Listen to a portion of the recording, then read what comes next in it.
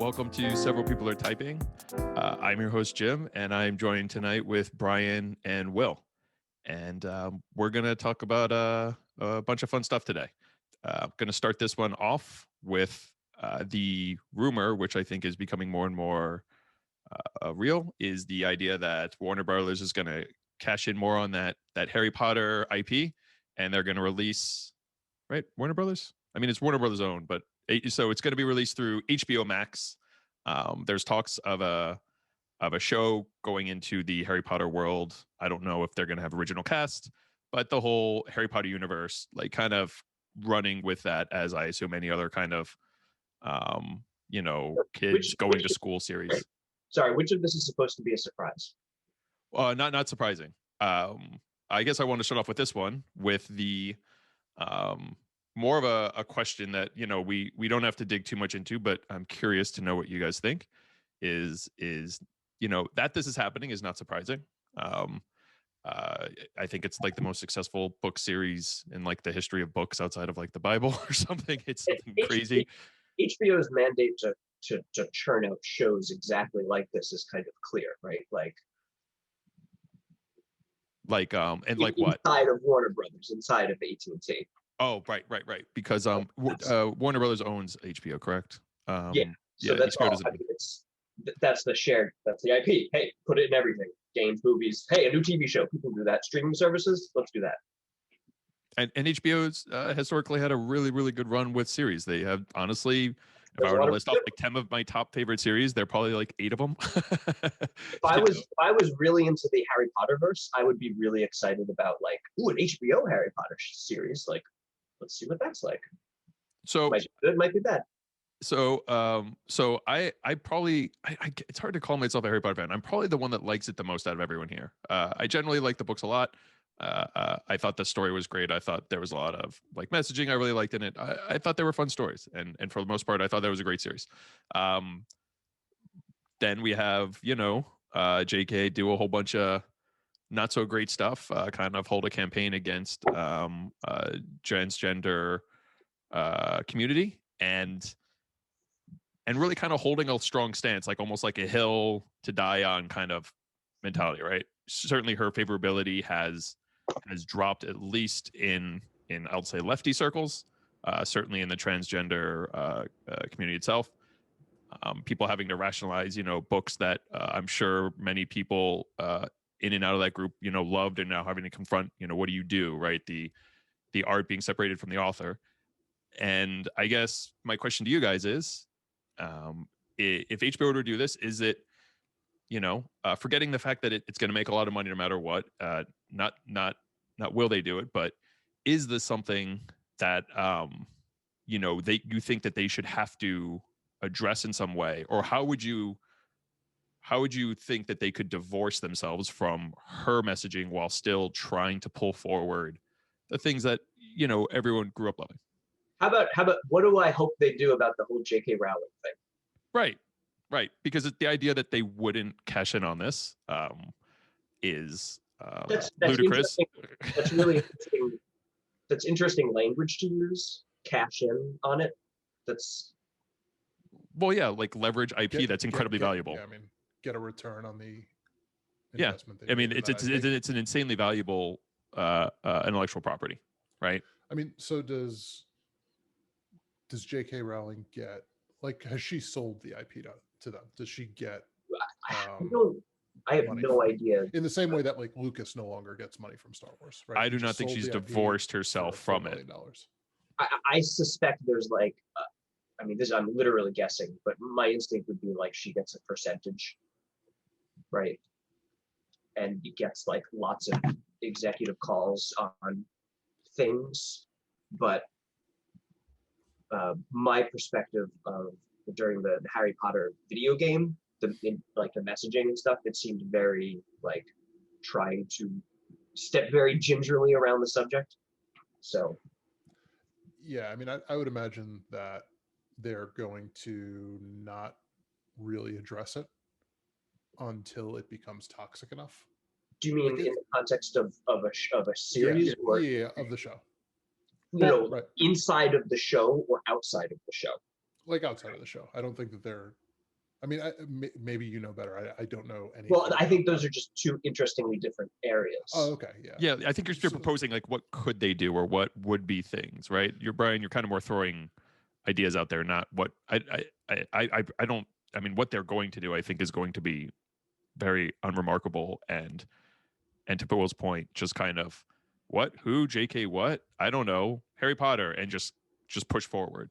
But yeah, like if she continues to be toxic in this way, right? Like have toxic viewpoints that continue to get traction and continue to have bad press. Like eventually they'll be forced to do something, right?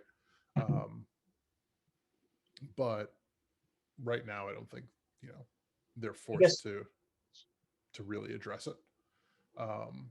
And I mean, ultimately, I think if it keeps growing, right, and like the outrage keeps growing over like perpetuating this person's contribution to whatever series, and by kind of like subsequently or consequently perpetuating her viewpoints, then HBO or Warner Brothers will just say, like, we're going to cancel your show. We'll buy the Harry Potter rights from you for X $billion. Oh, I'm sure that specific action is something that is probably already been discussed. Right. Yeah, absolutely. Times. Right. But like, from her perspective, I'm sure she wants to retain rights to that, right? I'm sure she would rather have royalties. I doubt so that she can continue to write books and cash in on, the world that she built. That's a big thing to give up. Yeah, there's no way. Yeah, I mean, Lucas would have made a lot more money if he would have just kept making Star Wars stuff instead of $4 billion that he sold it for. Like, how long did it take Disney to make that money back? Like 4 years, 5 years? Pretty much. Pretty much. He donated most of that to the to schools in California. Yeah, he one of those people that I love to criticize, but on a personal note, like damn, hard to, you don't want to pull back on criticism of other things, but you're making it hard to want to criticize stuff when you do stuff like that, Yeah, that's so. Kind of going back to Harry Potter in general, I think the best version of Harry Potter is a show called The Magicians,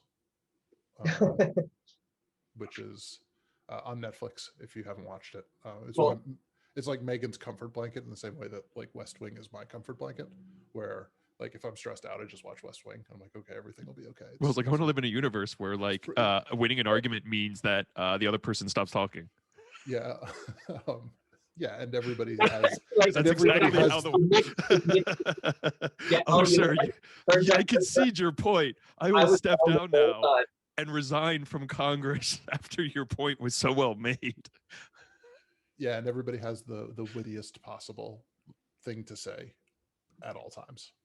But yeah, the Magicians. Megan watches it kind of on almost.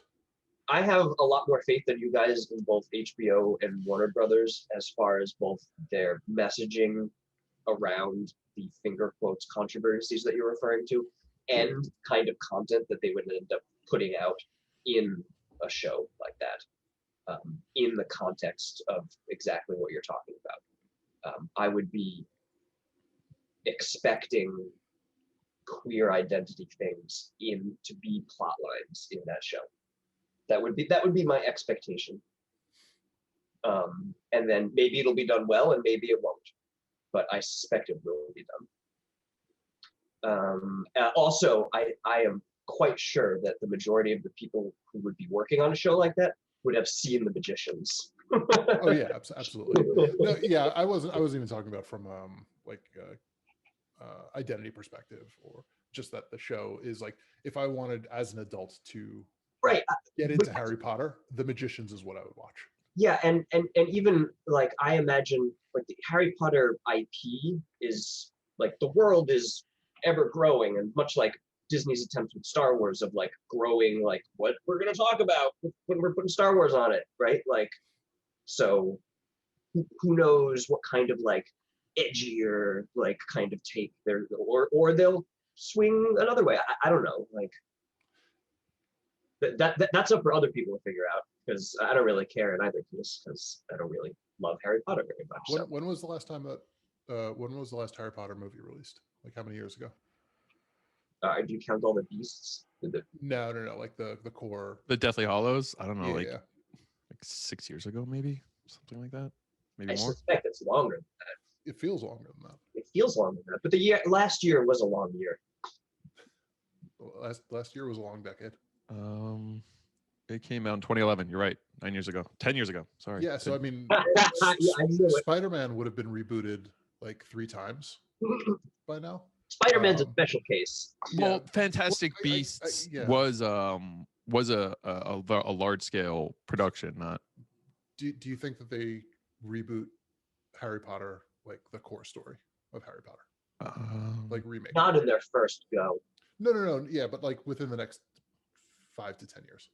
As far as like either a TV show or a holo video, if you will, yes, no, 100%. Yeah, I would expect that they do. I mean, like maybe 20 years, 10 years, 15. Like for the full like shebang. Yeah, no, like the first, remake, the Sorcerer's Stone or whatever it is, Philosopher's Stone. Yeah. Yeah, but yeah, I don't think it's as malleable as Spider-Man, but I get it. I get it. Eventually, it'll get remade. Well, they're gonna give it their all. Who knows if it'll stretch, right? Like that comes down to execution. The series, again, I had thought, based off of just a couple rumored lines, was that the series was more of a continuation, not a remake. I think that's a logical first step. Yeah, are they going to bring? Because if you can stick that landing, you're golden. I'm sure that they're signing some massive deal to bring the original cast back in some form. Oh, for sure. To get buy-in. So I guess old professors and stuff now. Yeah, it'll be like the last season of Scrubs, where it's medical school now, and they all play teachers instead of doctors. It was really, really bad. Was it? Yeah, it was terrible.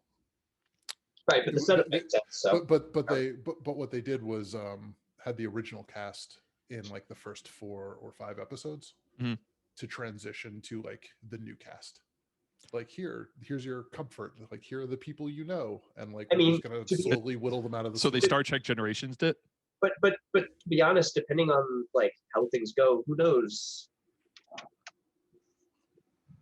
Yeah. So, I guess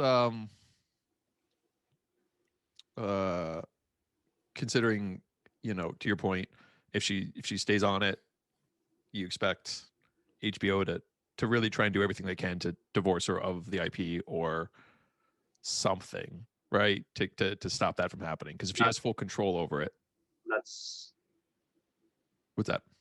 So I'm not sure exactly what you mean. Well, she's pretty heavily like she is holding a campaign and she pops up every now and then, but she's very clearly a big force for the transgender community, right? So if she continues on that campaign, what does HBO do when she still has full authority over all of this IP? So, and gets paid from it, right? It's more, I think, obviously the authority, the payment comes with authority, but the idea of her profiting from all of it and it in a weird way funding these efforts is going to be right. Like, what do you think HBO could do at that point, right? I don't know.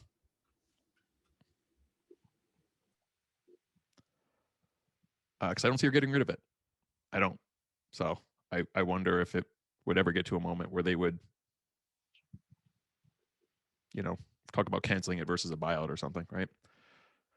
Yeah, I just want to look up whether or not she has control still, because they bought it for $3.8 billion. I'm sure that was like a licensing. Like 3.8 billion is a lot. I read somewhere that she has really full control over all Harry Potter IP that gets released. I really don't know exactly what you're trying to ask, Jim. Like, I don't know how to answer it. Like, we've already. Well, the original discussion was more, you know, how should HBO approach a property like this? And I think you guys just basically said something that is very likely the case. I was wondering if you know they made it a point in universe to very clearly show a different message. I suspect that will be the case. And that's And like I said, I don't know if they'll stick the landing or not, but I'm quite sure that the subject will get brought up. And they'll probably make it a point to be like, here is where we're standing on this. Yeah. Well, I'll be interested to know because I hope they do. And it sounds like you're sort of alluding to like, oh, would she veto that like behind the scenes? Like, yeah, I don't know. Yeah, I don't know the yeah. like, I don't know. I guess we'll find out. I have no idea, but I would suspect, and Will says he's looking into it right now, but I would suspect that there's like, she has some amount of oversight, but not infinite. Like, so apparently she has sold it under the condition that she has full creative control. Well, never mind. Full control. There you go. Yeah, so they own the rights, but she still gets approval on. Right. So when they go into very like when they try and be almost overt about it to counter, if they make an attempt, I should say, to be overt about it to counter the narrative that she's been holding in the media, and she vetoes it, that would be an interesting moment, I guess. And I'm sure they're all thinking about that. This feels like one of those things where all the lawyers get involved, and then there's all sorts of clauses in the contract about like her behavior and like what exempts them from having to get her approval. Right. Because I am sure that is built into whatever contract they have. Right. Yeah. Because ultimately, I mean, it's a shitload of money, right? So they can't just give it up. $4 billion is a lot that they have to recoup. Yeah. But you know, also they're definitely going to succumb to some level of public pressure around this if she continues to be an asshole about it. So I mean, I have a hard time seeing her not being what you're describing as being an asshole about it. Like, she's very confident in her position. I mean, so that's not going to go away. Nothing gives you confidence like, you know, boatloads of money. Having $4 billion. I mean, yeah, the money and the fame, right? Like, yeah, and yeah, this an enormous platform, and lots of people around her who want that sweet money, telling her yes. So to close it off, I think ContraPoints did a video. I tend to like her content a lot, and I thought she did a good one that came out recently that looks to put yourself in JK's position as like a point of how can I understand this person's viewpoints and how can they be reaffirmed by the recent information. But at the end of the day, in what she says and what I ultimately agree with is you know, you shouldn't take away someone's rights because someone else was mean to you. You know, I don't know. That just seems to be all at the heart of a lot of those arguments. So anyways, so we can move on and so I guess one quick one. Are you, as the Harry Potter fan, excited for more Harry Potter content to like get past the controversy of it? Yeah. So like in my mind, I'm kind of looking at it like this might be a whole bunch of stuff that I'm not gonna. This might sound silly, but I'm not gonna, you know, make it a point to talk about or even watch if it's clear that they don't make very obvious attempts to divorce themselves from her messaging. Okay, I'll phrase my question another way.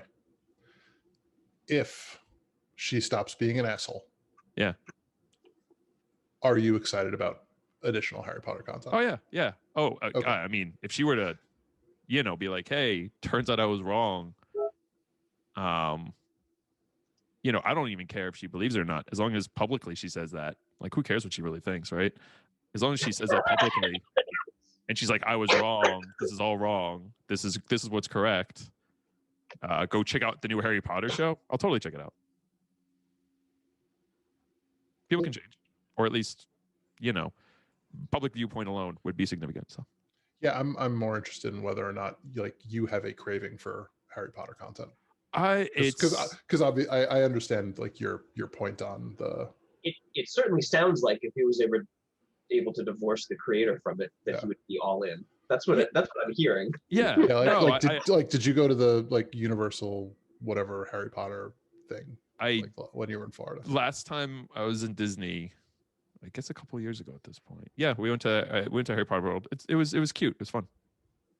They put a ton of work into it. The sets look nice. Did you get a wand? Maddie did. You can play. You can do a broomstick. No, we didn't get a broomstick. I didn't get anything. But Maddie got it, and you can do I don't know. You see, you can send it places and do a thing with the wand, and there's sensors that it's you cast a spell and things happen. It's very cute. I thought it was very cute. That is cute. It feels prime for AR tie-ins. Oh Jesus, yeah. Yes, yeah. And the train ride I thought was really cute. There's a lot of little things they do. They tried to make something. What's that? Like a Pokemon Go. Yeah, they did try to make a Pokemon Go. I downloaded it because it was you know what? There was I got into Pokemon Go for a little while, and there was a Pokemon Go whatever stop or whatever it was called on the corner, so I could just do it from my house, from my apartment, which was awesome. I was like, you know what? Let me download the Harry Potter one, and then I don't even know if I ever opened it. Are we going to talk about Pokemon Go's disenfranchising the suburban and rural communities by never having any Pokemon? The amount of people that I know who drove around their suburban communities to hit up all the Pokestops or whatever they were, it was ridiculous. I also had it, I think, for a couple months, and if I just opened it up at Bryant Park, I'm like, oh, all the Pokemon, okay, So, anyways, yeah, but that I don't know. That game did a really good job of getting people to walk around, which was nice. Yeah, that was a really interesting and exciting couple weeks when that was the newest, most amazing thing ever, and just seeing people wandering around oh, they're Pokemon and nice. That game cost me $700 because Megan broke her phone throwing a Pokeball. Oh no! Isn't it a flick though? How do you? She was pushing a stroller with one hand and holding a drink and trying to Pokemon Go with the other hand or something, and she went to do this to yeah, it didn't work out well. That's pretty funny. Gotta catch them all, Will. Gotta catch them all. All right, so I think I answered your question. Yeah, I would definitely, that's a bummer. I would definitely make it a point to watch it. I don't know how excited I would be, but I would definitely make it a point to watch it. It's a bummer that her public persona has taken some fun from you. That is a shit situation. What are you gonna do, right? You're gonna boycott the new Harry Potter content. Well, yeah, no, exactly. Pretty clear what you're gonna do. I personally will. If anyone asks me, I'll say I don't support Harry Potter and I haven't watched it. There are worse things in the world, right? So yeah, exactly. But I wanted to get your guys' take, and I think we beat that up. So thank you. That was more a personal thing, because I know Will doesn't care really at all about Harry Potter, and Brian, I know you're kind of loosely that's nice. Harry Potter is one of those things that I think is really important, but not good. It's really important as a cultural touchstone, right? This kind of seminal work of YA literature, but not very good. I think that there are a lot of people that would disagree with you on that point. Oh, tons.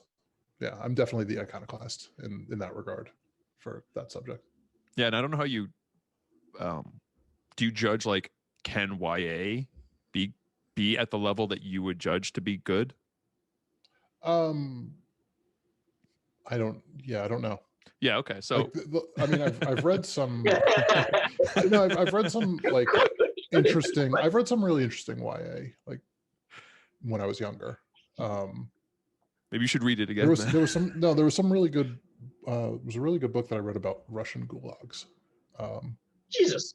Yeah, that was YA, but it was like stretching the definition of YA. Well, I mean, no. So the subject matter wasn't necessarily YA, but it wasn't a difficult read. That's not YA. YA isn't an easy read. Like it was about like a 13-year-old girl in gulags in Russia. All right, YA is written for the idea that like what 10 to 16-year-olds or 7 to 16-year-olds would read it.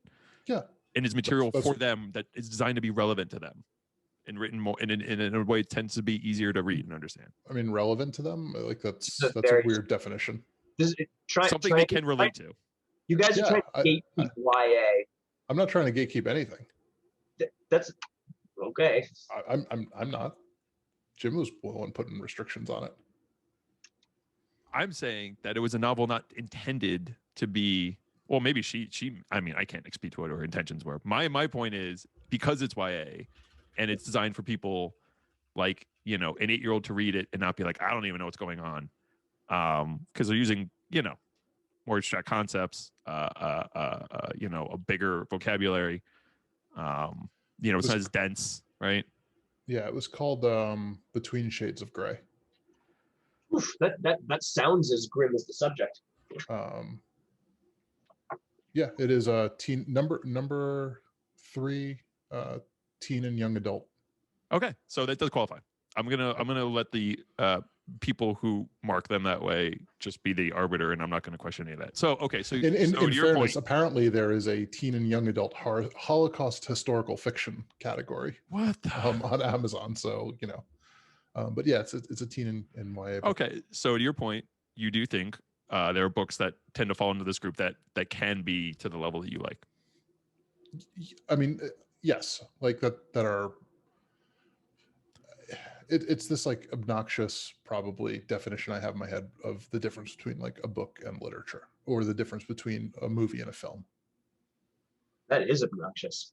Yeah, well, I'm sorry. I don't think there's a good way to say that without sounding But there are lots of like trash movies that are good movies, but they're not films, right? Like they don't have any broader cultural significance, but they're still fun, good movies. Right, and I think that's what I'm trying to get at. They're not making any commentary on like society. I don't think it's possible to not make commentary on the society that you're made in. That's probably a fair point. Like I think that you. How about this? I think that the concept you're talking about, like film versus movie or whatever, it's always useful to have those like maximist like extreme ends of the spectrum in mind, and then kind of like 2001: A Space Odyssey, right, is a movie I would like. It is an important film. Well, it's like the idea that I would call it enjoyable, but not a good movie. Like it is, it's not good, but it's really, really important, right? Yeah. All right. Well. All right. So I appreciate you trying to give it more props, given that you do not very much like the writing or think it's terribly complex or interesting. The writing itself, you care more about the impact it's had, and that's important. Yeah, it's massively popular. Like it is important just based on the fact that everybody has read it. And turns out, the transgender community loved it. Because, a kid in a closet, and again, this is not my point. I just end up stealing everyone else's points, but this is in that Contra video. She makes a great point. A kid in a closet being whisked off to Fantasyland where he meets other people who are just like him, and they're all accepted.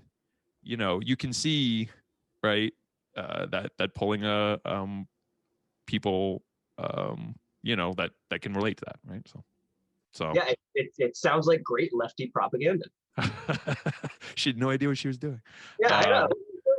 I didn't want to go that left. Let's pull it back some. So okay, all right. Well, great.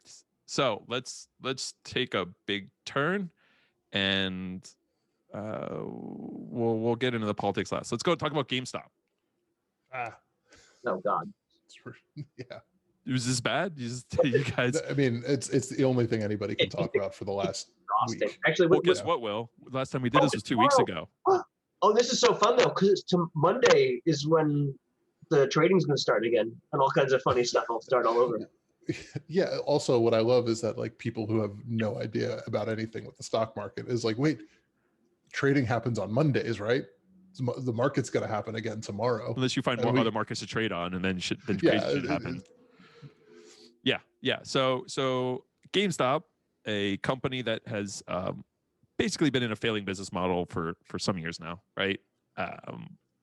There's been a massive amount of short pressure, and if I think Dave and Will know what this is, but in case someone else listens, short's the idea that you can apply negative pressure and you can bet on the idea the stock will go down, and it's a negative pressure in the market, and hedge funds love doing it all the time. They short things, and GameStop, I guess, has a special place in a lot of gamers' hearts, and I can't quite to say, but there's also this community on Reddit called Wall Street Bets, and it's a bunch of individual people who are constantly posting about investments they're making, and you get a very, very large collective community. And when some kind of stock can trend, they can kind of do this thing where they all end up buying into it, thus creating a bubble, right? And I'm sure in that time, a bunch of people make a ton of money, a bunch don't sell soon enough before it goes down. But they recently targeted GameStop. I don't know if you have the history of why they did it, if it was going after a hedge fund or the ideas that hedge funds were shorting it. But a bunch of people all got together and started trading against it, and they took the stock from like $5, $10 to $350 now. Yeah, I think at its peak it was at like $4.90. Yeah. But the reason that it got this happened was that a guy on Reddit, at least from what I understand, a guy on Reddit noticed that more than 100% of the outstanding shares, or like the shares available on the market, were being shorted. And because there was there was a relatively small amount of shares out there, if you were able to buy up a bunch of them, you can impact the price really, really dramatically. With a relatively small amount of money. Yeah. Got it. And so this one guy noticed it, and I guess back in like November or something, he noticed this and started buying when it was down to like $4 a share. Yeah. And over the course of the last, like, I don't know, 10 weeks or so, like, was convincing more and more people to buy, and then it all blew up like a week ago. Not only did it blow up, and you had a meme stock, right? You have a stock that is not tied at all to anything about the company at this point. It's Bitcoin. It's Bitcoin. Right. It's a wealth store. So, it's like trading in Stones of Jordan and Diablo. Yeah, it's a weird thing, right? So everybody acknowledges that the company is not worth this, right? It's postmodern. The whole thing is so postmodern. Yeah, it's this very weird, because like you look at something like Tesla, right? What is value, Brian? What is the definition of value? Yeah. Who am I to judge it when I got the big bucks with my diamond hands? Woo! Yeah, like you look at Tesla, right? Tesla's gone up 800% this year. But people believe that Tesla is worth this, right? Or at least a fraction of that amount, right? A sizable fraction.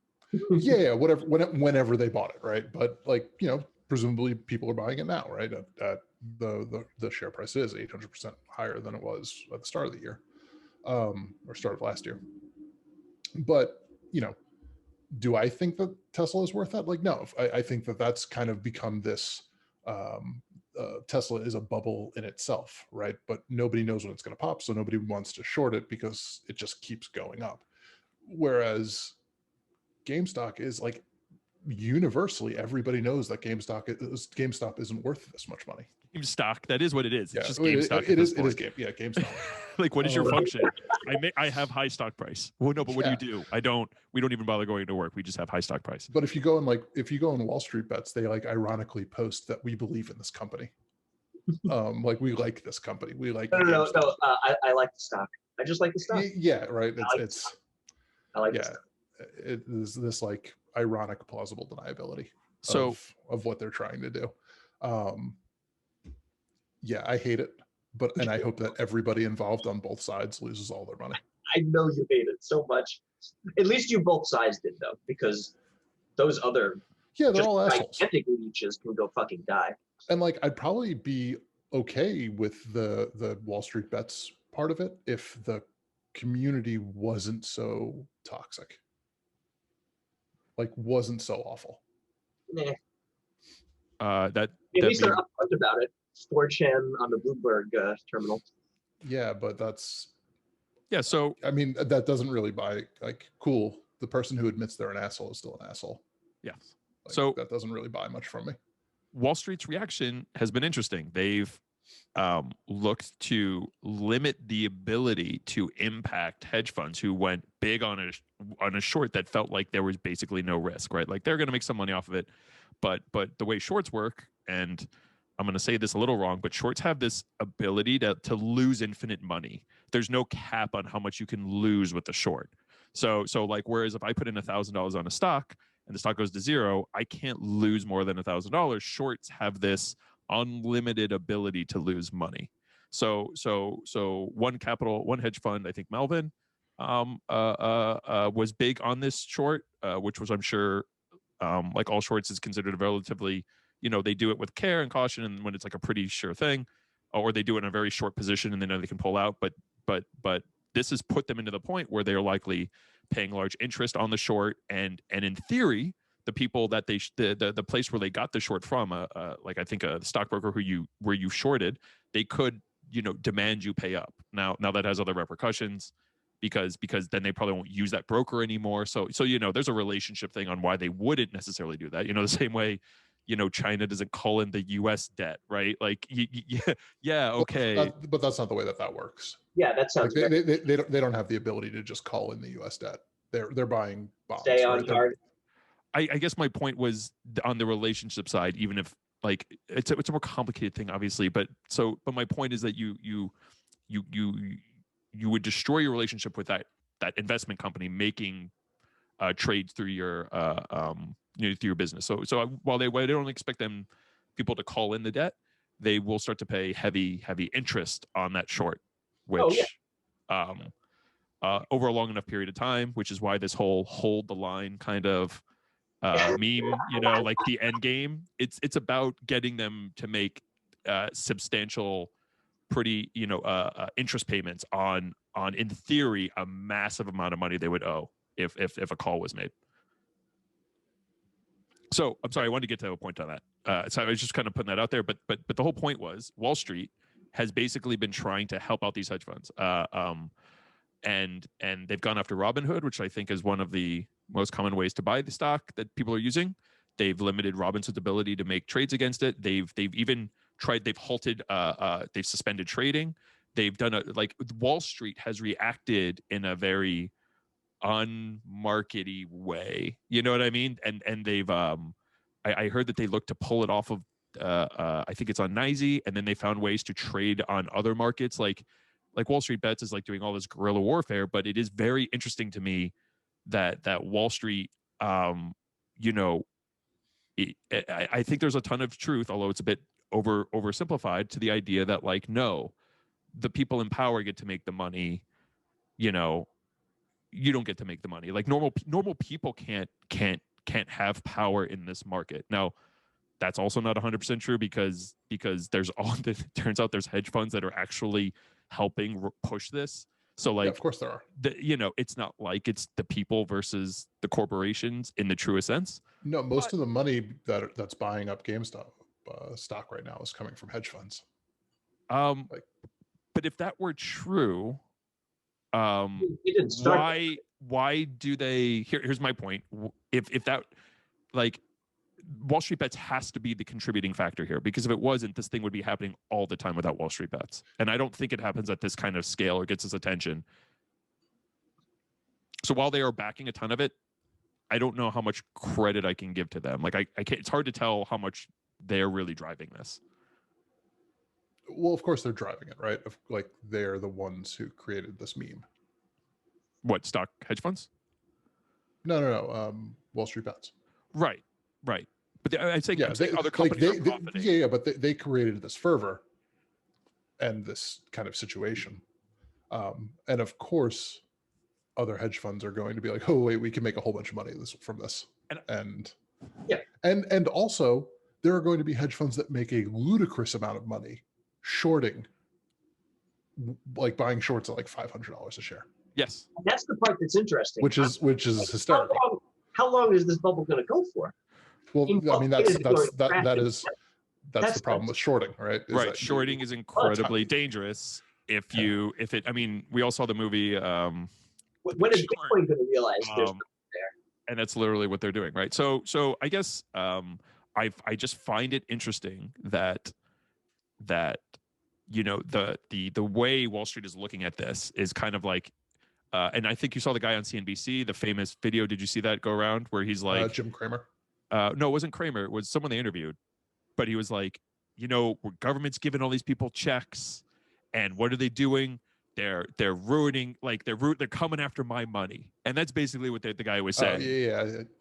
And you're just like, oh, this is right. Like, you know, when the stock market goes up, it's good for everyone, but normal people investing, the second they do anything that can impact me on any level, it's like, hey, what do you think you're doing? And that's just very interesting. So I think that guy was a terrible messenger of a maybe okay point of like, not they're taking my money thing, but the weaponizing of social media in the form of getting people to think they can make a lot of money for free, and using the direct payment checks for COVID relief to fund that, I think is dangerous. I don't think that's what he was saying, but I do appreciate that is a problem. Well, it was the first part of it, right? Like that was the first part of what he was saying, is that you have people who are like the government's giving you money and you are using it to buy stock, right? Which is what rich people do all the time. But the government's also giving people money who need to pay rent and who need to buy food and who need to, pay for medical bills and things like that. And they don't have, if they lose this money, because a whole bunch of people are going to lose a whole bunch of money, that becomes much more dangerous to those people. Like they don't have the ability to be okay if they lose this. Right. And that's the concern, is that Reddit is weaponizing people who have no understanding of the stock market, thinking that they can make a whole lot of money. And lots of people are going to be left holding the bag that has no money in it. So I don't think that's what the guy was saying. I get that the points, what you're talking about is addressing the problems, but I don't think that guy gives a crap about any of that, right? I think he literally could give two shits about anyone. He just doesn't like that his money's being messed with. But I do get your point that this kind of way is alluring for people, but in the same regard, okay, I won't say in the same regard. There it is another way that people who have nothing might take some money that could go to something else and take shots and use it unwisely. But I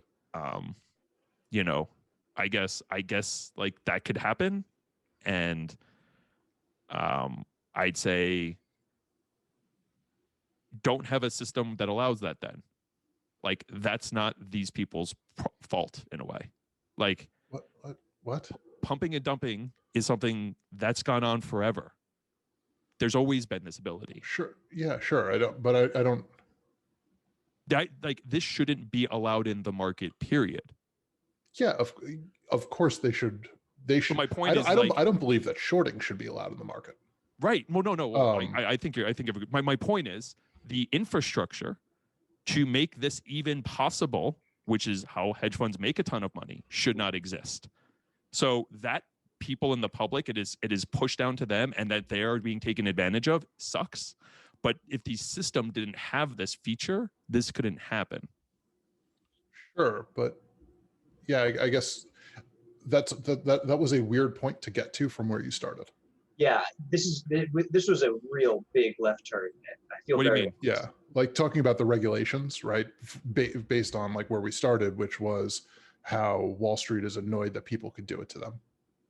Yeah, I just mean that let me restate Wall Street. Wall Street is concerned trolling, and they don't really care about any of these arguments. They just want to go back to being able the only ones that do it, which is something they all do all the time. And to Will's point, there is a legitimate, crap. How do we make sure that people who get a little bit of money that maybe can pay rent don't jump to this? And I think you address that by taking people out of poverty and maybe don't have these systems around. I don't know how you get rid of them. but so I guess when I look at it, right, because I was actually pretty okay with, I was pretty happy that they limited trading on GameStop. And that's because like there's rarely, and I mentioned this in Slack, but there's rarely an elegant solution to stop an immediate problem, right? Like you rarely are going to get the final solution to the problem. Not that final solution. But like you're rarely going to get to the end state of that regulation immediately when you have like an emergency, which is the emergency being a whole bunch of people spending a lot of money that they don't really have. How do we protect people who don't know what they're doing? And this is dangerous. And like it gets into like lots of libertarian arguments of like, do we have any right to protect, to stop people from doing this? But the stock market can be a dangerous place. So what I think, them cutting off trading is the thing that they could do right now to limit damage and fix it in the future and regulate it in the future. Limit. Let me put it this way: how do you? Oh my God. Okay. Sorry. Go ahead, Brian. It's your turn, Brian. I'll moderate. What? You want me to go? All right. I was going to say, I don't think that stopping trading when a stock is going up has the same damage it does when one is plummeting. I don't know if that necessarily helps in nearly the same way, and could potentially have a ton of side effects. Like people might have been like, oh, I'm just going to sell it later today to go then pay this person that's really important. It's like, oh shit, I can't do anything now. Like I need this money and I can't pull it out. Like, thanks. To be clear, you were always able to sell it. They limited trading on those apps, but you were still allowed to sell it. Oh, you could always dump it? Yeah. It was, you couldn't buy on. Well then, yeah, I totally get that. But that does create an inherent negative pressure against it. But okay. Yeah. Anyway, Brian, what were you going to say? Because I'm interested in what you were going to say. I've been trying to talk for like 3 or 4 different like points now. So I've lost track of what thing I was trying to say. It's okay. This is why we need a studio, Jim, because the Zoom talking over is just it's too easy to interrupt. Sure. That's a fair point. I'll try and look out for that and going forward. Sorry about that, Brian. Well, I mean, Will even made the point of like, man, we've really taken a big left turn from what we were talking about, and like it. Yeah. Well, I thought I was going to try and address that and wrap it back up when you said that. I thought that was more in a. I mean, you had gotten to like describing top level sociology, like society altering changes as your end state, right? Like that's a big left turn. To like a guy was like, they took my money and I'm mad, right? Like. So Brian, do you think that they? Okay, so to your point of I'm not sure who was being protected by a like blocking stock being purchased, and I mean that literally. Like, I don't know who was being protected. But so I guess the libertarian in me would be like, no, that's a bunch of bullshit. But whatever, it's what happened. I think from the market in general, like, I think it would make a lot of sense where if there's intense volatility, you can just close down or slow down trading for everybody, and that seems fine. But targeting it like that, I don't like that. Well, I thought everyone, it stopped everyone, not just like Wall Street, not just like people on like an app, right? It wasn't everyone. So from my understanding, the app, so like Robinhood and Webull, I think is the other one, they limited trading themselves. It wasn't a mandate down from Wall Street. It was the app saying like, this is too volatile. We cannot keep doing. And the reasons that each of them said that are also complicated and right. Like, I don't think that my understanding is that Robinhood didn't make this choice, that it was decided for them effectively. So all trades go through clearinghouses, and you have to have a certain amount of liquidity deposited into a clearinghouse in order to cover your trades. And because the volume was so high, they didn't have enough money. I think it was DTCC. They didn't have enough money to give DTCC in order to cover the trades that were happening. So DTCC was like, hey, you're not allowed to make any more trades. I heard it was they actually called in their debt. I mean, maybe. Where they went to demanding the full amount of liquidity, which apparently isn't normally how it's done. It's based on volatility. So the more volatile something is, the higher the liquidity that you have to provide. Like the higher the deposit you have to provide in order to cover it. Because it's too much unknown. So the clearinghouses as companies are like, well, we have to protect ourselves. What happens if you don't have this money to actually give us? And because it's it's going all over the place, we don't know how much it's going to cost. So you have to give us a whole bunch more.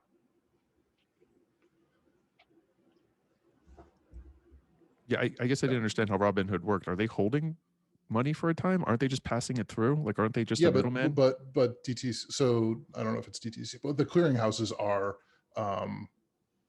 like the stock and the money exchange hands 2 days after the trade actually happens.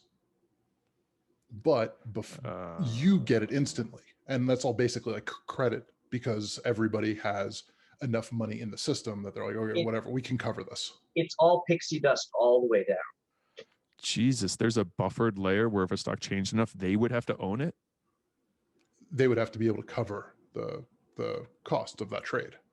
So one of my understandings of this is that, like, there's so many levels of all this crap that it's very easy to hide things and bend them, especially influence. So my perception of it is that there was privilege enacted in order to block these apps. I'm hitting the privilege button. I mean, almost certainly, yeah. I like the privilege as is private law, right? The law for us and them, the them law, the laws that they follow, which are different than the laws that the rest of us follow. Yeah. Again, to restate, I hope everybody loses all their money here. Oh yeah, no, for sure. But there are some like asshole. Sorry, go ahead, Brian. No. The entire concept of making money without actually adding any value to the world is frustrating. And an amount of it needs to exist, obviously, but it seems a little excessive sometimes. And these would be those cases. I mean, I think the concept of shorting stock is crazy. Like that's allowed. That you could bet against a company, and this part is probably illegal. Is that like private prisons, and then like donating to lobbying groups and like being at like cop associations and talking to judges? Like, that seems a little like Yeah, like I think that even just the kind of concept of betting against companies is a bad idea. Like you should just bet for them, and if you don't want to back them, back their competitor. But that's like, you shouldn't be able to bet, like, make money off of their price going down, off of that business failing. I think, Well, it's an incentive to actually change the real world in a way that's negative. Like that's yeah, the incentive you're setting up.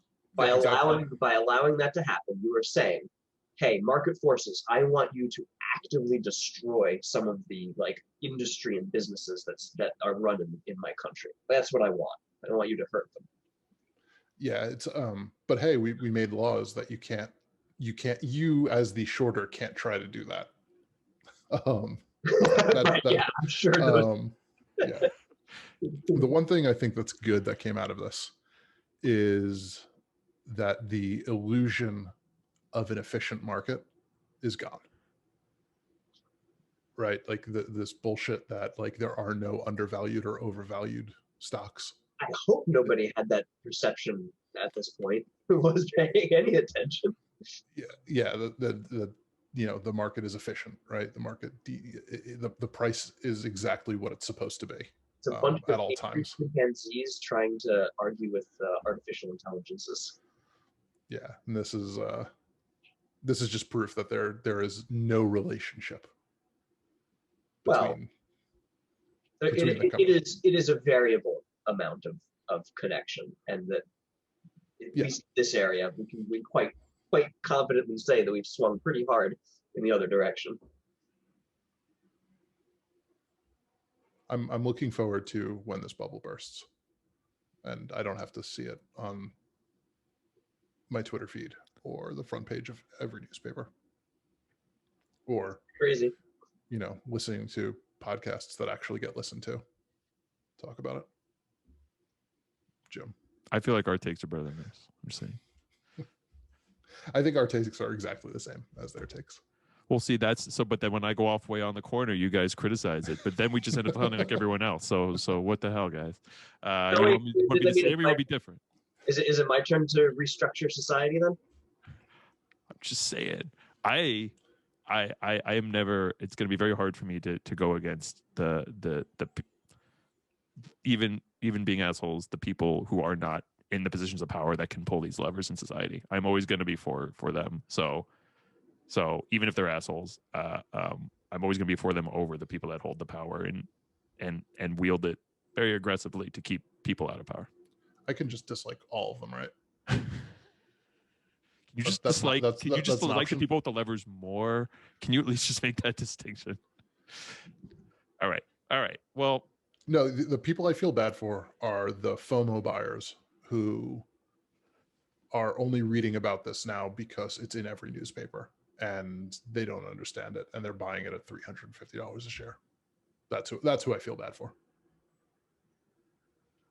I feel the worst for that person because of all of the people I can imagine, that's about the worst you can get. Yeah, like because I mean, many of them have and continue to make money, and many others we'll see. I mean, I want to know how. I want it to stay forever. I would love to see that. I want it to be like indexed to Bitcoin or whatever, and just keep going up and just make no sense whatsoever for like another 5 years and then crash. That's what I want to happen. At some point, somebody is going to buy something with Bitcoin. They're like, wait a minute, what? Like, what do you mean you don't take Bitcoin? And then everything just falls apart. What is Bitcoin at? Was it at 32? I think it's at like 37. I don't know. It makes whatever. The numbers. It doesn't make any sense. Which is, I mean, the technology is cool. The technology is really useful.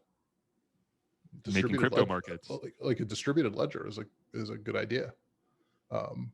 Using that as a wealth store doesn't make much sense to me, but that is the opinion of somebody who has 0 Bitcoin, so it probably wouldn't make any sense to me. It probably makes lots of sense to people who do have Bitcoin. What is the other actual practical use of it, Will? Is a wealth store. It's not a currency. No, but I meant, you said the idea of using as a wealth store did not seem like a very practical use. And I'm saying, well, what is the other practical use of a distributed ledger? Oh, for like being able to always have a record of transactions that are known secure, right? Because it's happening across so many different places. There are so many people that are like looking to implement blockchain in some way. I have a former coworker who works on a CCG that's blockchain. Gods Unchained. Get it? Chained. Aha. Yeah. Do they have a currency as well? I mean, probably soft currencies. Wasn't it at one point the equivalent power of Denmark was being used to mine Bitcoin? Like mining Bitcoin was like an actual like ecological problem because it was just using so much power to do it. I'm sure that's still the case, right? Like price keeps going. It depends on what the price is. Right. And it depends on what the price of like GPUs are, and depends on what the price of power is. So like people build, they go to places where power is subsidized by the government. Yeah.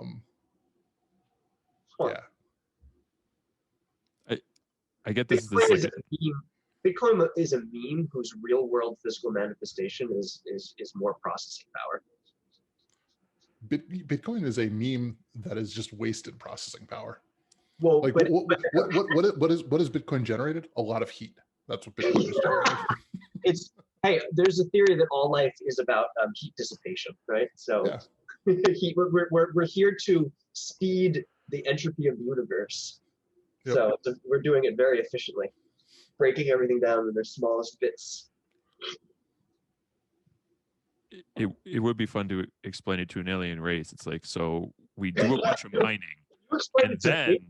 and then we do a bunch of virtual mining. It's like, okay, what do you do with that? Did you figure out light speed? It's like, no, we just mined virtual coins and calculated numbers to some nth degree. What was the practical use in society? No, but you're missing my point. I have a lot of Bitcoin right now. It's like, I don't, you know what I mean? I don't know. If the government collapses, technically it's independent of any government, so it still has value. Oh, right. Yes. Yeah. That is the value prop of Bitcoin. I feel like to one degree or another, it might be like the GDP of Earth. I mean, the S&P 5, it's indexed to the S&P 500 of Earth. Like, if things are doing good, people are going to be throwing money into it. I don't know. Like, I guess that's a way of thinking about it. I think it should be the exact opposite, right? I think that I would expect that Bitcoin would be tied to the volatility index, right? You want to put your wealth in there if things are shitty outside. Yes. Yeah, but it's not. Yeah, so it doesn't make any sense to me. But for people in like Zimbabwe or Venezuela, where they do things like, restructure their currency, and they're like, hey, give us all your currency back. Here's the new currency instead. And like, wait, what?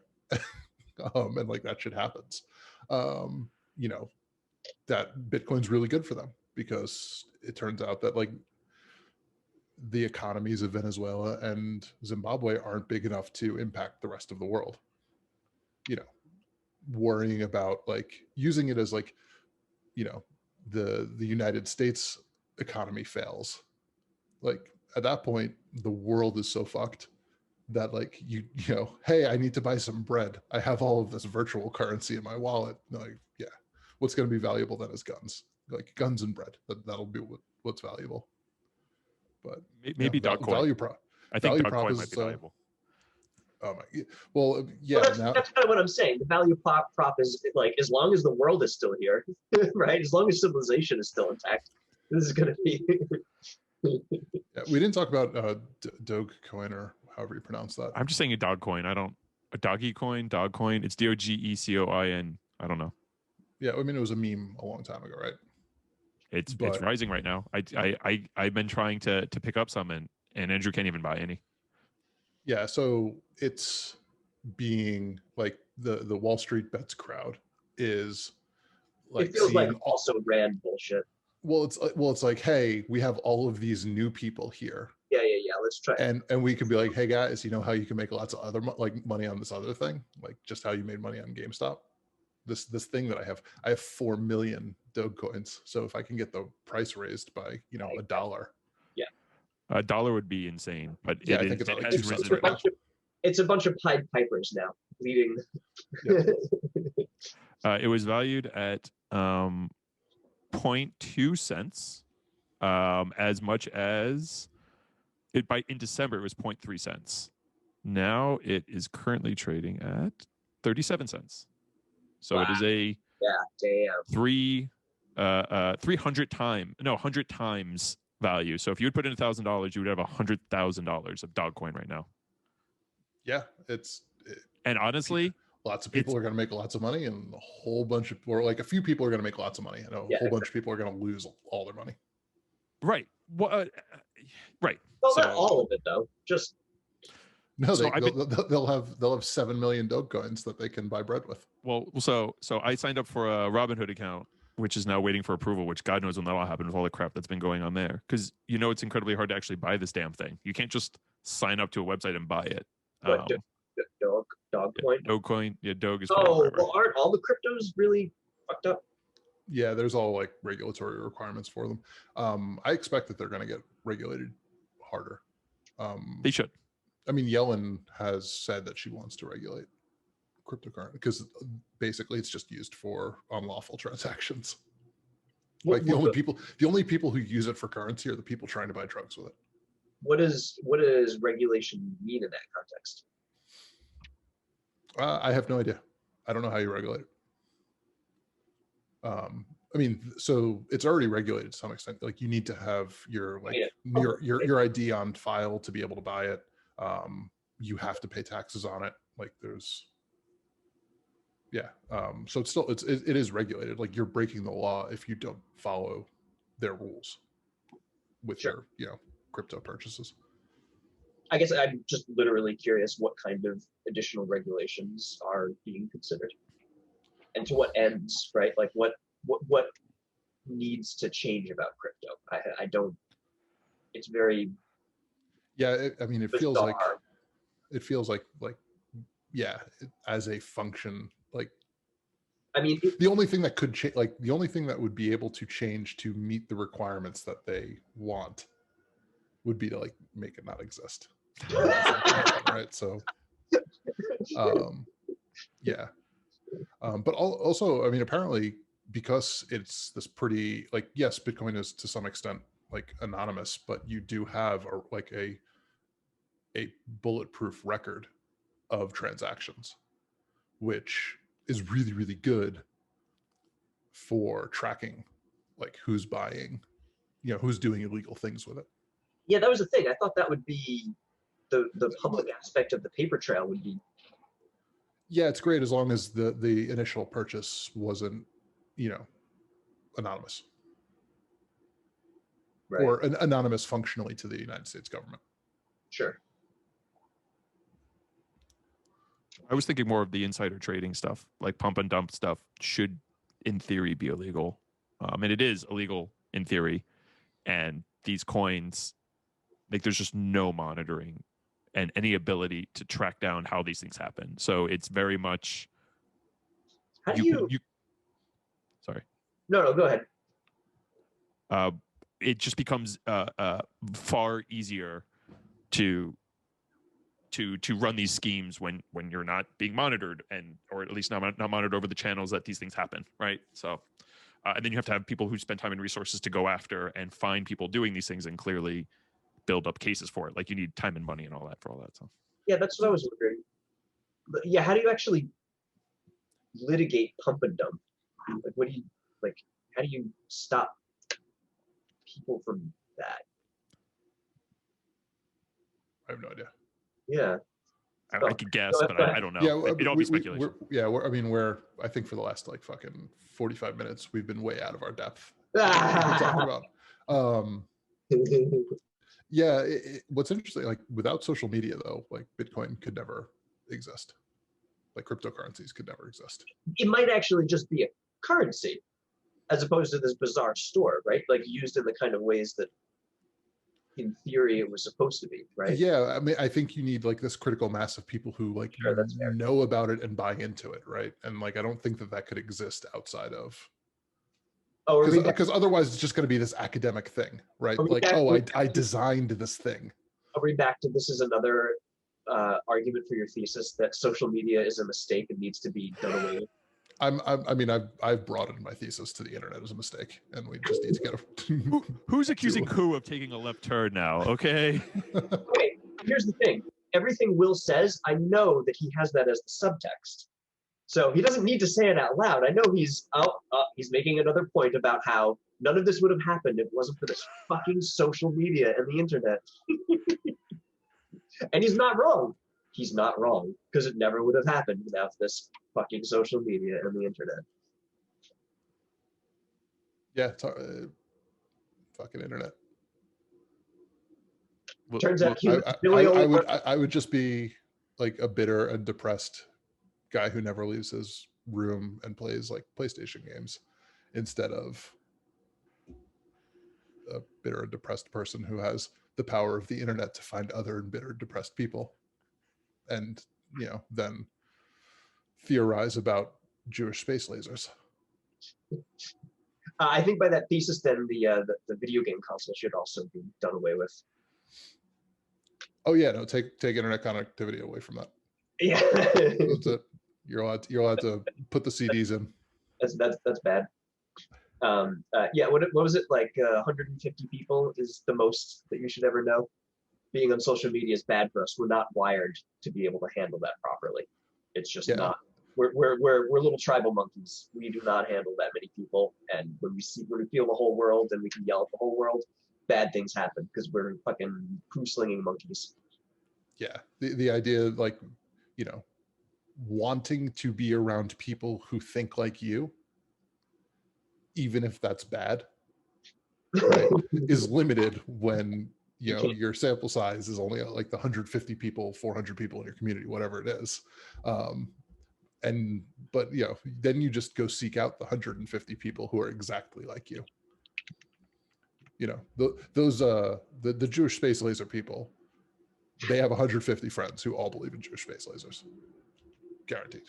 and they have no friends who don't believe in it. They only are friends with people who believe in Jewish space lasers. Yeah. Yeah. Wait, I really need to get in that Facebook group. GSL.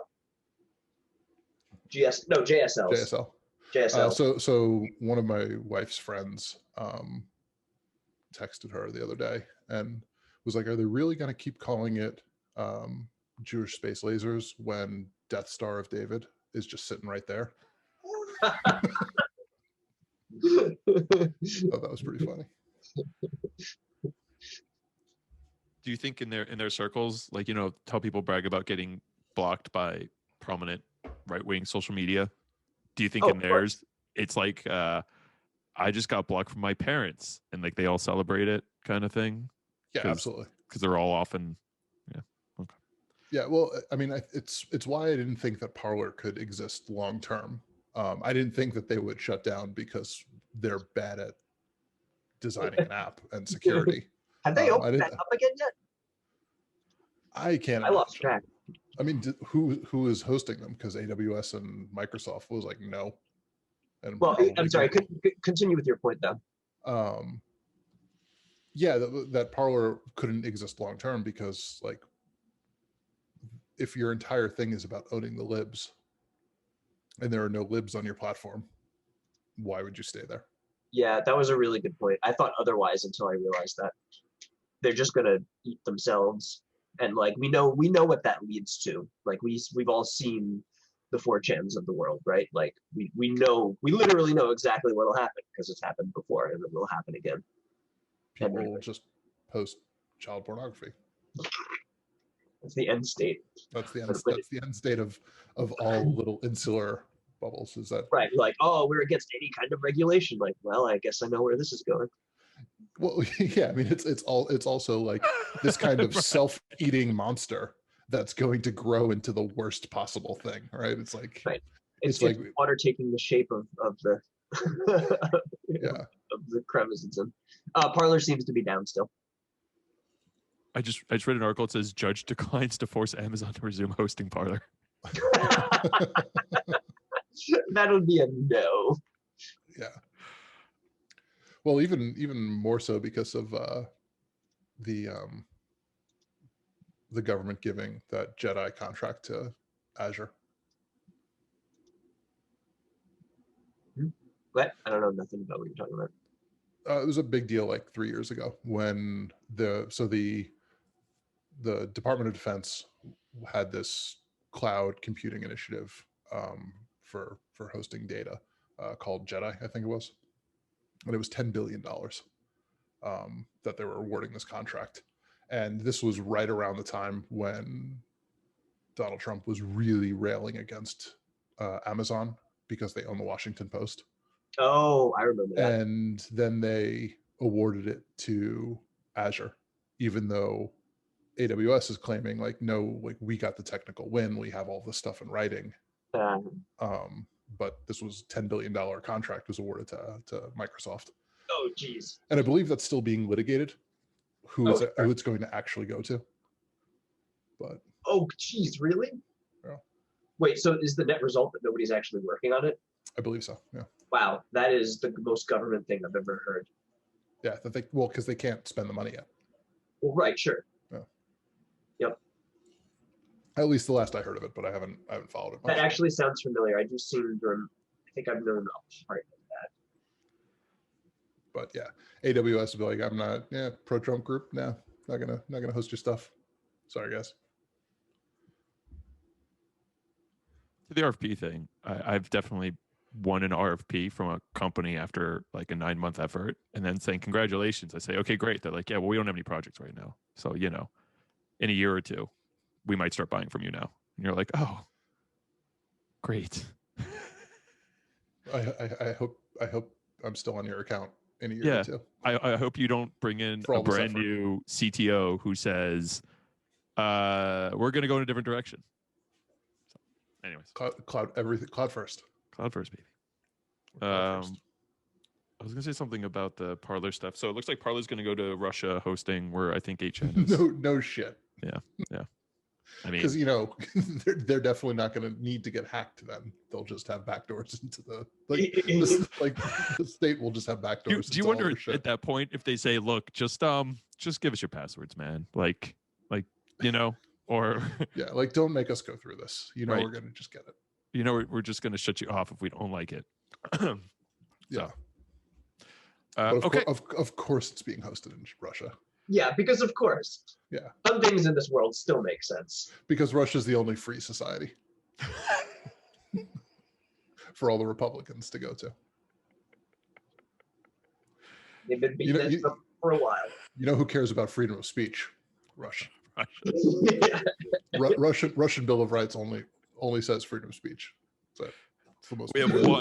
We have one thing written down.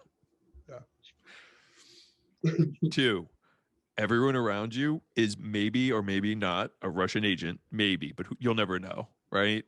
And the other one, say whatever you want all the time. Just say it.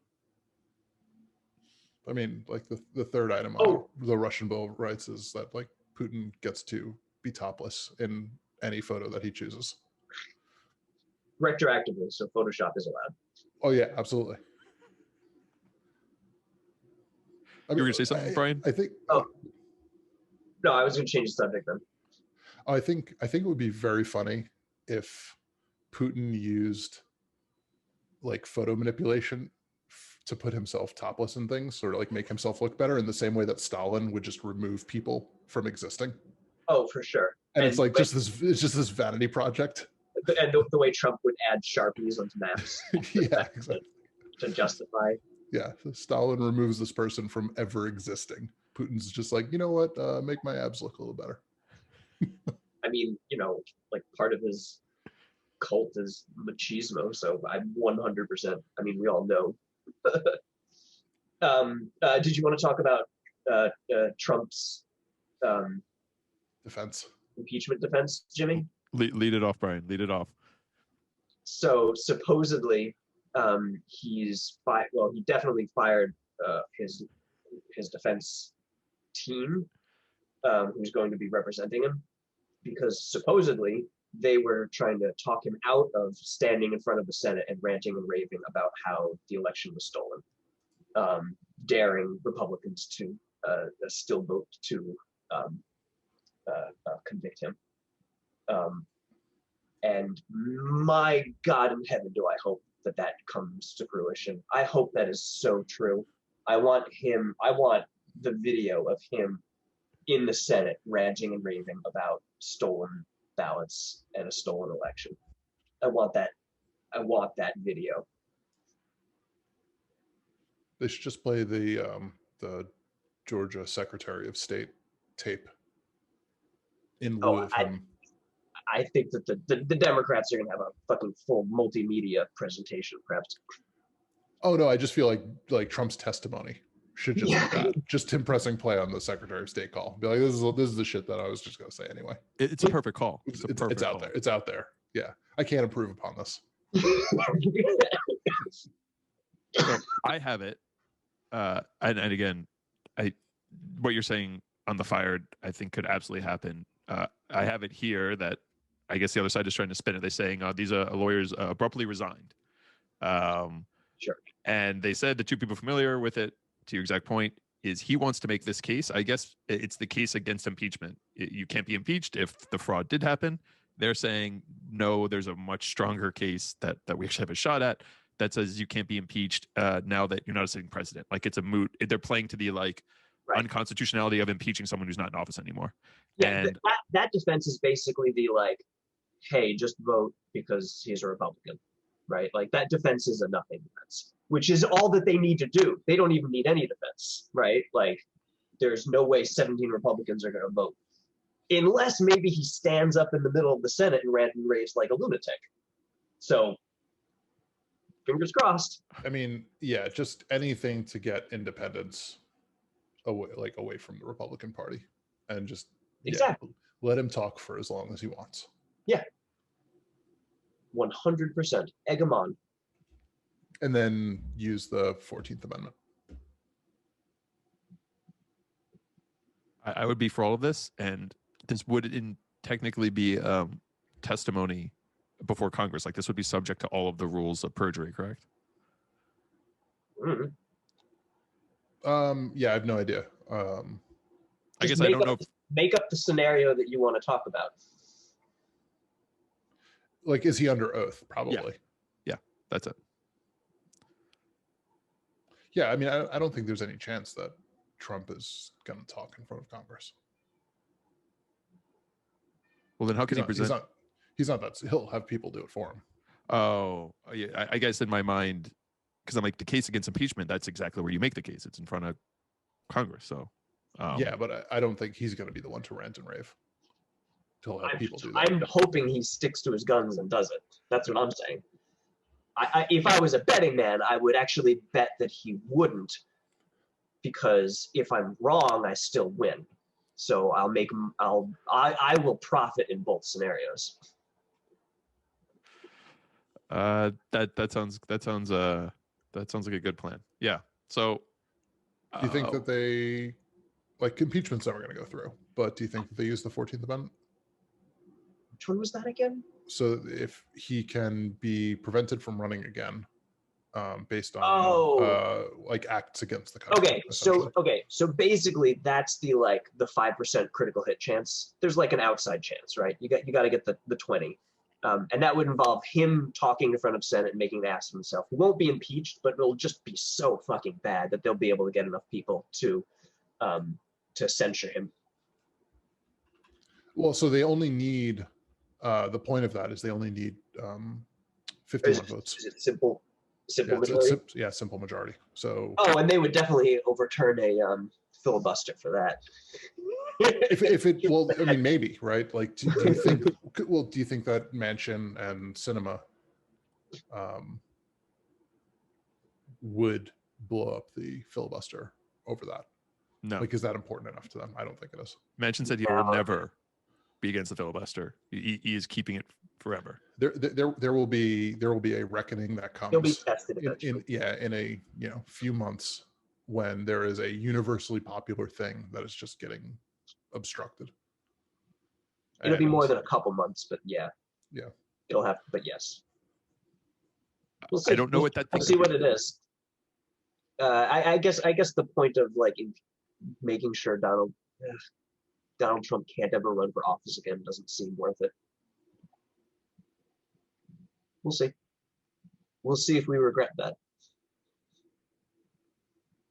What do you think the chances of him winning in 4 years are? Trump? Like if you just had to assign a percentage more than zero. Well, sure. just assign a percentage for it right now.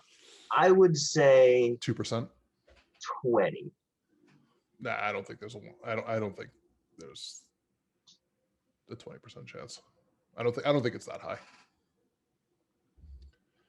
1 in 5, like yeah. What do you think the chance of him winning the primary? I mean, I think if he wins the primary, then he probably wins. But I don't think he's going to run. Ooh, wow, I totally disagree with that. I think winning the primary is about just whether or not he wants to. That's it. Yeah, and then him winning is totally different. Or you think he would only try for it if he thinks he can win?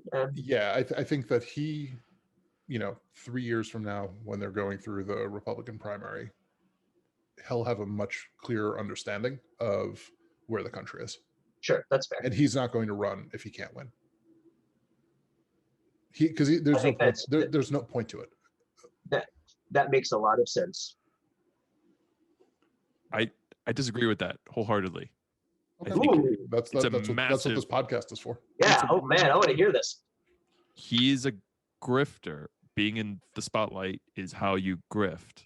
I think it's a massive income opportunity to run again.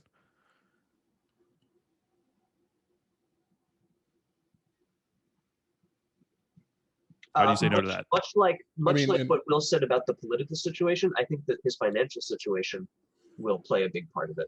I mean, if he's happy with the way things are, then that'll be that. I mean, let's see how his grift goes for the next 3 years too, right? Like, if he really enjoys being that outsider kingmaker who gets to decide what the next little fucked up little fascist who we have to vote on in 4 years is going to be, right? Like, maybe he'll enjoy that more.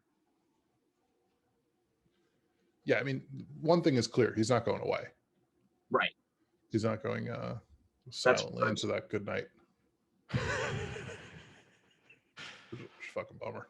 And did you see the rumors Ivanka might run for to replace Rubio in Florida? I mean, they're definitely going to try, right? Like, that would be interesting. I feel like somebody from like the New York AG needs to call them and be like, get out of politics. Yes. Or we're going to ruin your life. Yeah, or you're going to jail forever. Like, here's all the evidence. Like, show them a little bit of evidence that, like, here's some of the stuff we have against you. If this was a sitcom, or I'm sorry, not a sitcom, a serial, right? Like, then that would be going on. Yeah. Man, I hope you're right. I mean, God, Alina's like, I want to see him in jail so bad. I'm like, it's not going to happen, sweetie. It's like, I want to see it. Like, I know, so do I. Yeah. No, I don't think he ever sees the inside. I think even if he's convicted of something, he never sees the inside of a jail. No. His legacy and power is secure. Yeah, I mean, I want all his buildings forfeited. Like, Ooh. I want New York State to eminent domain Trump Tower. Like, fuck you. This is ours now. Come take it back. Yeah. Here's how much it costs. They're like, give him whatever he paid for it to build it in 1988 or whenever he built Trump Tower. Yeah. This is ours now. I'd eminent domain everything that he has. Mar-a-Lago, like, oh, you called it the Winter White House. It's ours now. It's our Winter White House. Is that where he is now? Yeah. Yeah, the city of Palm Beach is not happy about it. because he was given he was given permits for that under the explicit condition that he does not live there. So they're trying to sue him over living there. That's something that's interesting. I read something on that recently, and they said it's not like they're like he has a house that's like a down the block. He has houses everywhere.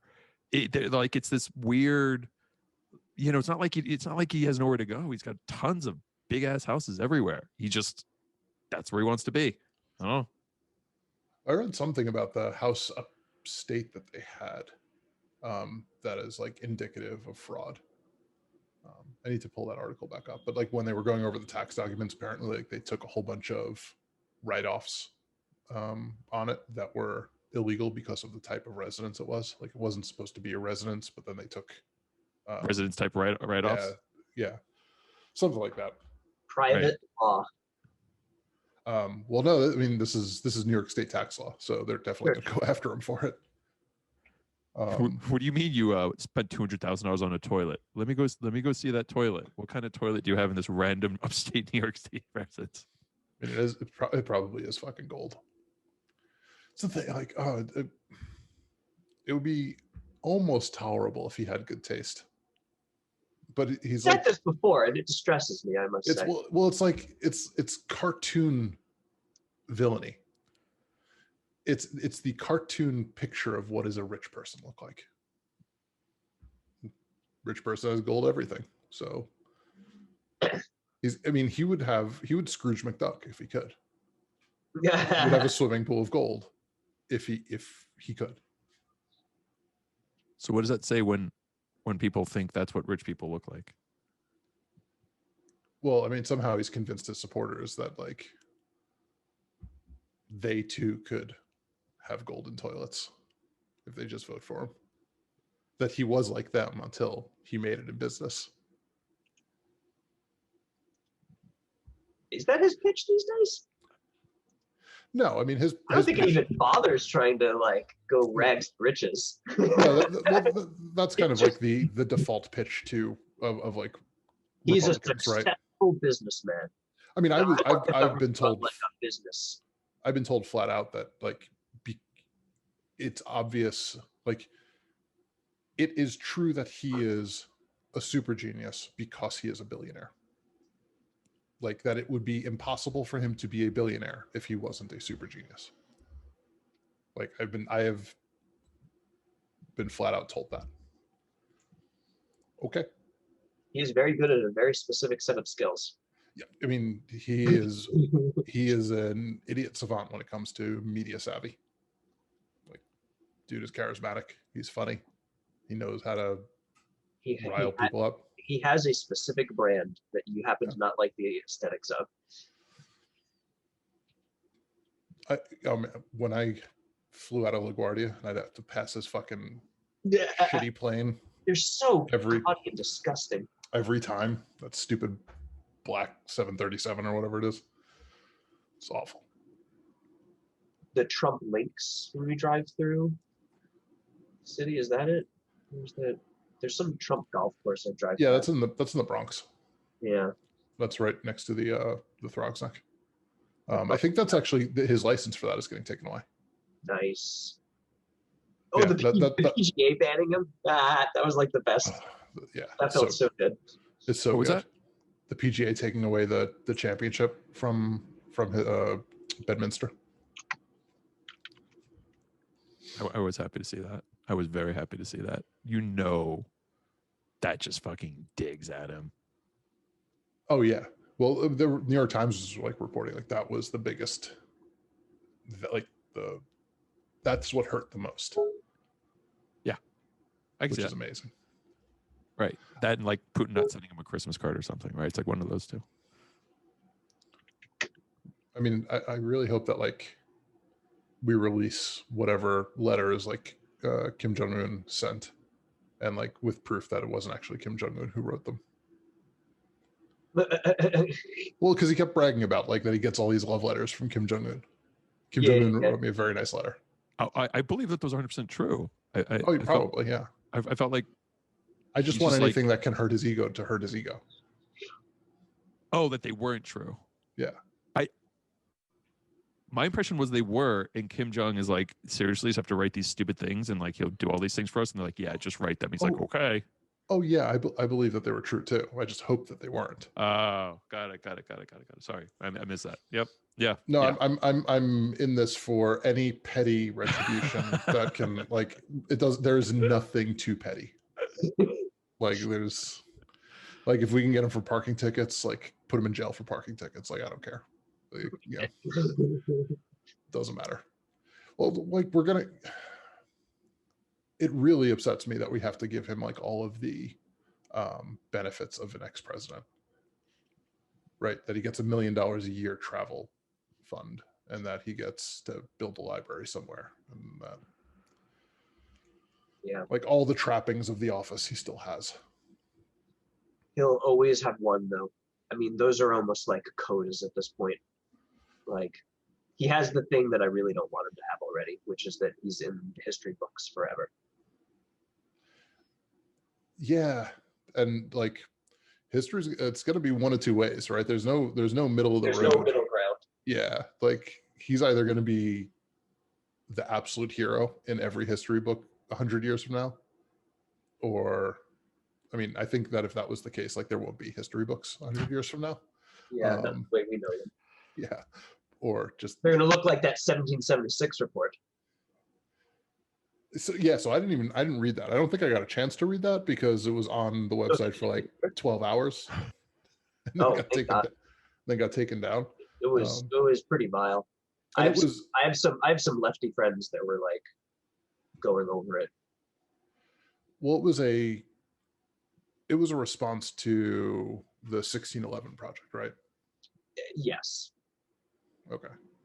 Of which I know no further details. I read a bunch of the articles. They were pretty good. Yeah, good.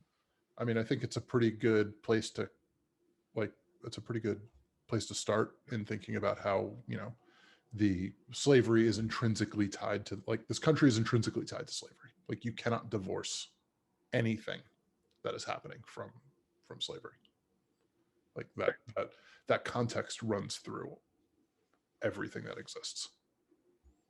And I think that's a pretty fair starting point. And worth the analysis and discussion that the New York Times was having.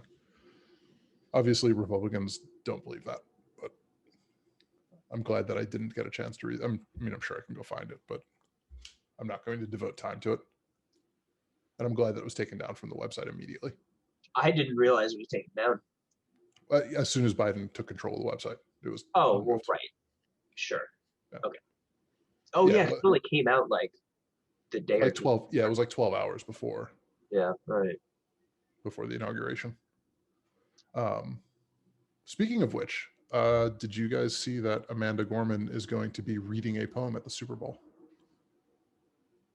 I did not. Yeah, so Amanda Gorman like wrote The Hill We Climb and read that, which was pretty amazing.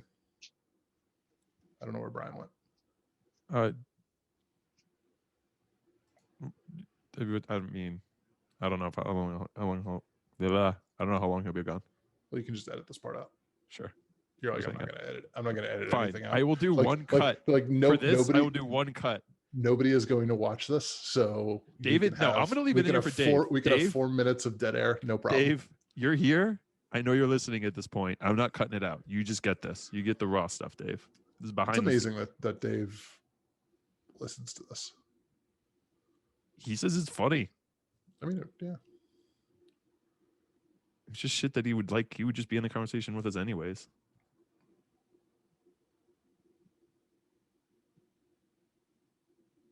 Is that supposed to be the space station, Jim? Where? Oh shit! I forgot your background. I was looking, and then I got distracted. Yeah, no, it's I don't know. They put vests on a bunch of astronauts. That's some high quality marketing. We like I like our marketing guy. He's fun. Yeah, I forgot to change that. Wait. You guys have a good logo. It's not bad. Yeah, it's good. Simple. Yeah, no, I like it. I like the V and the A. I like it. Yeah, you're right. How it plays with the thing. Yeah. Yeah. So Compliment, jeez.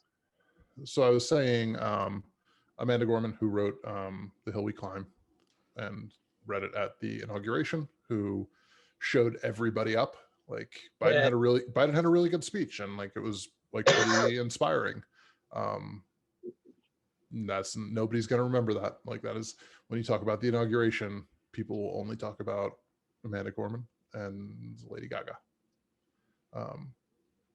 But anyway, she is going to be writing and reading another poem at the Super Bowl. And despite everything, I am glad that we live in a country where a 22-year-old female Black poet is performing at the fucking Super Bowl. Like that is a measure of progress to me. That is like, it almost justifies that something like football exists. Yeah, it's like, you get your football, but only because. Well, and also like that,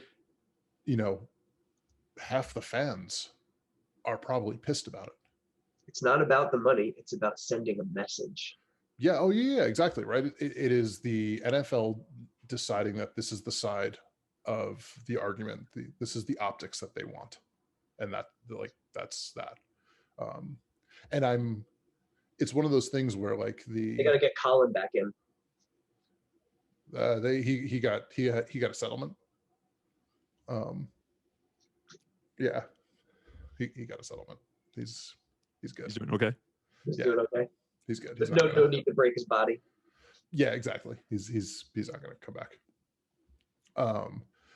But yeah, I mean, it's good that the NFL has recognized that this is the side they want to be on, and like kind of this like capitalist type system of like they're going to do what's in their best interest, and they think what's in their long-term best interest is being on this side of history. Yeah.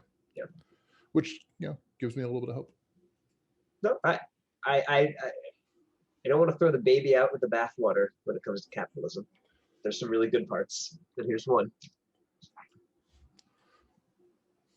Market validation that these ideas are going to be here for the long term. It also perpetuates these ideas, right? Yeah, but that's kind of that's what I mean. Like when it hits the market, and the market's like, "This is a good thing." It's like, yeah, the other side's like, you've lost, or you're in very heavy retreat.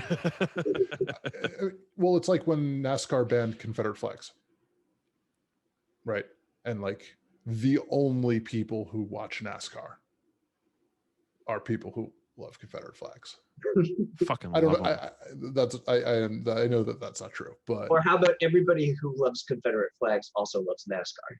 That's probably the correct statement. They're more accurate. They're more useful than sequencing or whatever. Yeah. But NASCAR banned Confederate flags. Like that is a huge deal. That show, like, in what, 4 or 5 years, that is like an enormous tone shift. Which is, oh right, I remember some shit happened again. They found a noose. Yeah, that turned out not to be. Yeah.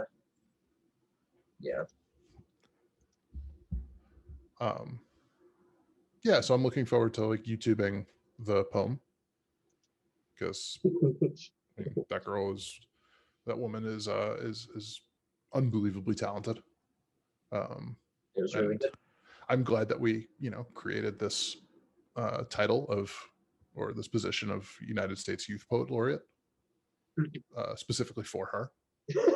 I mean, she's the first one. Oh, okay. I didn't realize that. Is there she also like the regular poet laureate, like in the back, like chewing up a poem or something? Or? Well, I mean, kind of sucks to be the like actual poet laureate of the United States, and like, hey buddy, just so you know, this 22-year-old, she's the one who's going to speak at the inauguration. Like, then what is the point of my title? Like, what is my job? You can read the poem at the dress rehearsal. Yeah, he's the understudy, or she's the. I don't know who the U.S. poet laureate is. They're the understudy. Will just let it roll off your lips. There. Who is it? Joy Haro. Oh, she's the first Native American to hold the position of U.S. Poet Laureate. And we're sticking it to them still. Oh, yeah. Slavery sucked and all, but you know what also sucks? Yeah. Genocide. Oh, I've made myself mad. Only when you say it that way. Yeah, that's a bummer. Yeah, I should read some of her poetry. Yeah, I thought that was worth mentioning as a no, thanks for sharing that. Kind of way to wrap up that section of politics. Was there one more topic that you had, Jim? It was the relief packages. I don't know if it's worth getting into. Oh, well, I heard that Republicans countered the $2 trillion or $1.9 trillion relief package that the Democrats or Biden had put forth with a $160 billion relief package. I have a $600 billion, Okay. and there's no minimum wage increase, and the checks go from 1,400 to 1,000 with the requirement ceiling to be able to get them lowered. What was the ceiling? It was like 75 and 150, like 75 single, 150 couple, and then I think it went to 50, 100. If that's the compromise that we need to make, I'm kind of okay with that. No, those are the highlights. I mean, it's literally a third the size of a relief package. But what I'm saying is, sorry, go ahead, Brian. No, I mean, I definitely want something to go through, but that had better be an initial offer on both sides.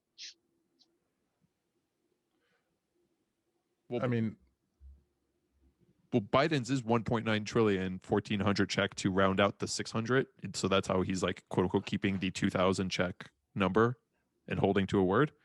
The minimum wage thing, I think is a pretty meaningful area to shove in here. You can argue whether it should be in a relief package or not, but I still think it's incredibly meaningful. And I feel like that definitely gets cut in order to get this thing passed. Yeah, that's fair. But what I mean by like compromise is like, we'll give up.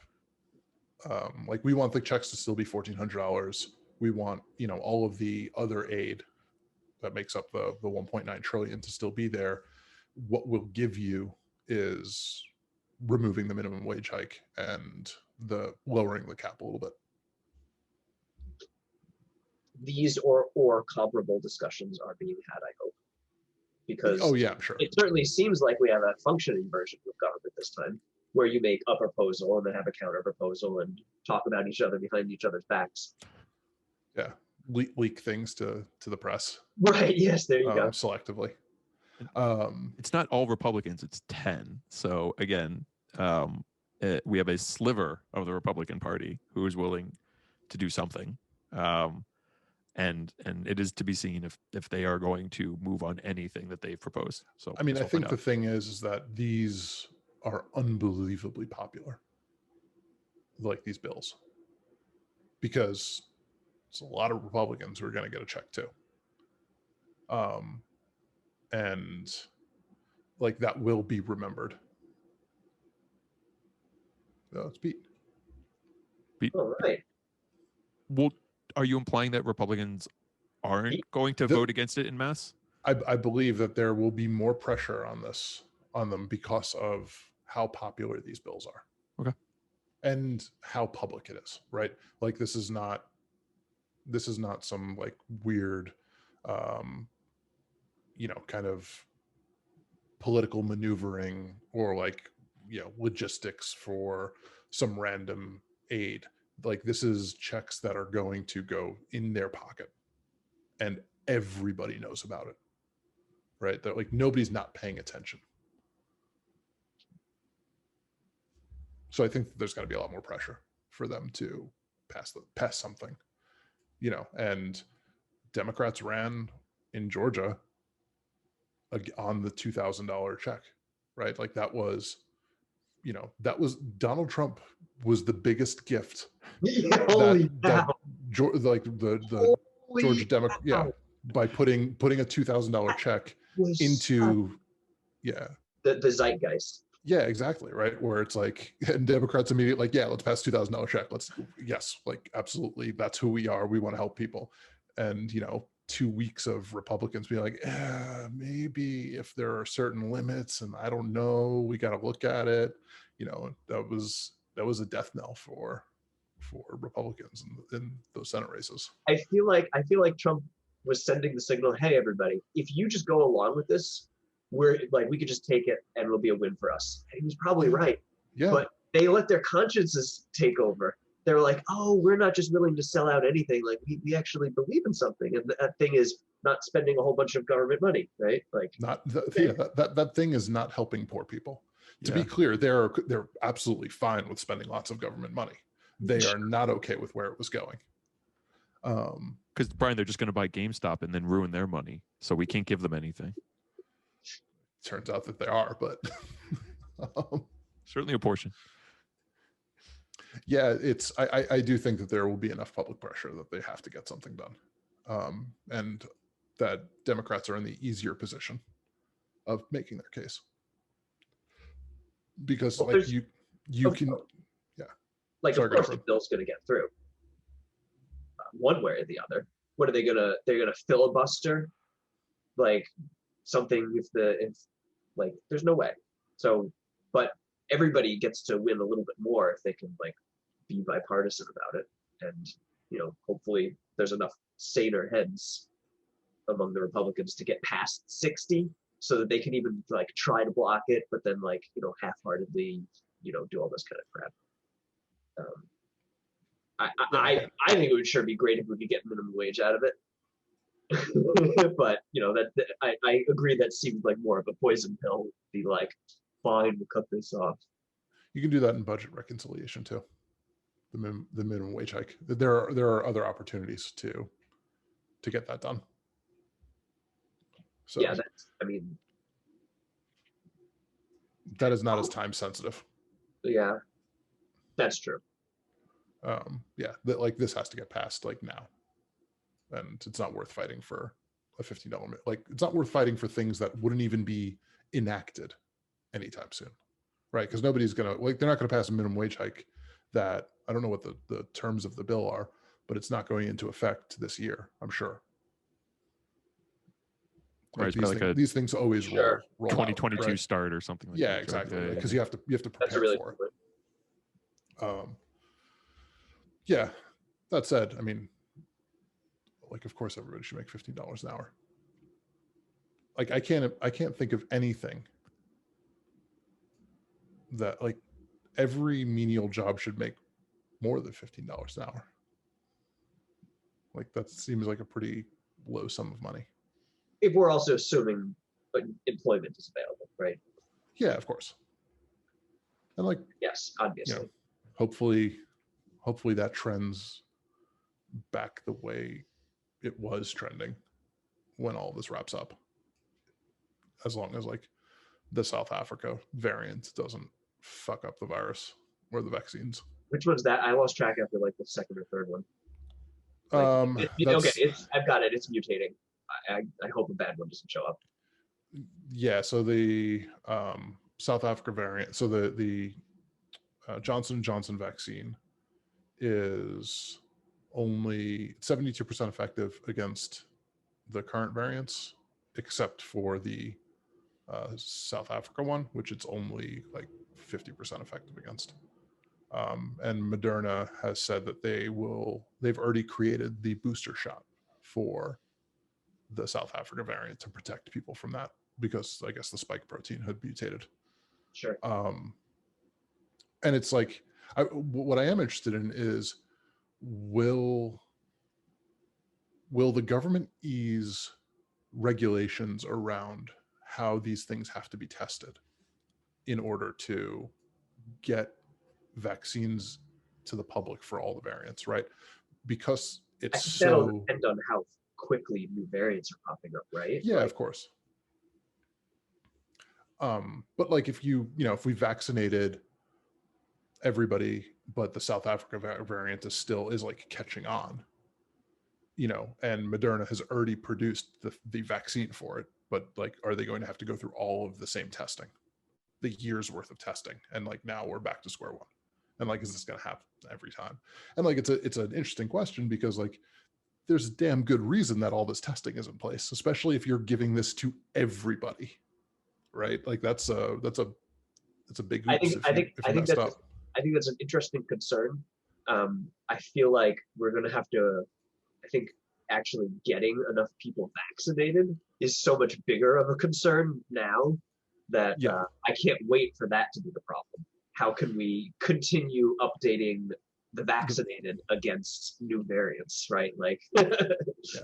Well, yeah, and like, but thinking of like thinking of the constantly mutating biomass of the virus that exists out in the world, competing with the collective neurons of the humans on the world, in a race of mutations is pretty hilarious. Yeah, I mean, what's I agree with you. Like, definitely the problem is just getting people vaccinated right now. But like, Moderna had built their original vaccine in 2 days. A year ago, right? So like, 2 days they had the vaccine. It just took a year to test it, or I've always 10 wondered, months to test it. will that make people feel better or worse? Well, it was the one that worked, right? So like, it's a good track record. Like, they didn't have to modify it again. But yeah, I mean, if they can produce these things in 2 days, fucking pump them out. I am happy that they are instituting or at least I heard this, that they're instituting the Defense Production Act, to allow other labs to produce Pfizer and Moderna vaccines. I was really surprised that Trump didn't do that. That feels up his alley.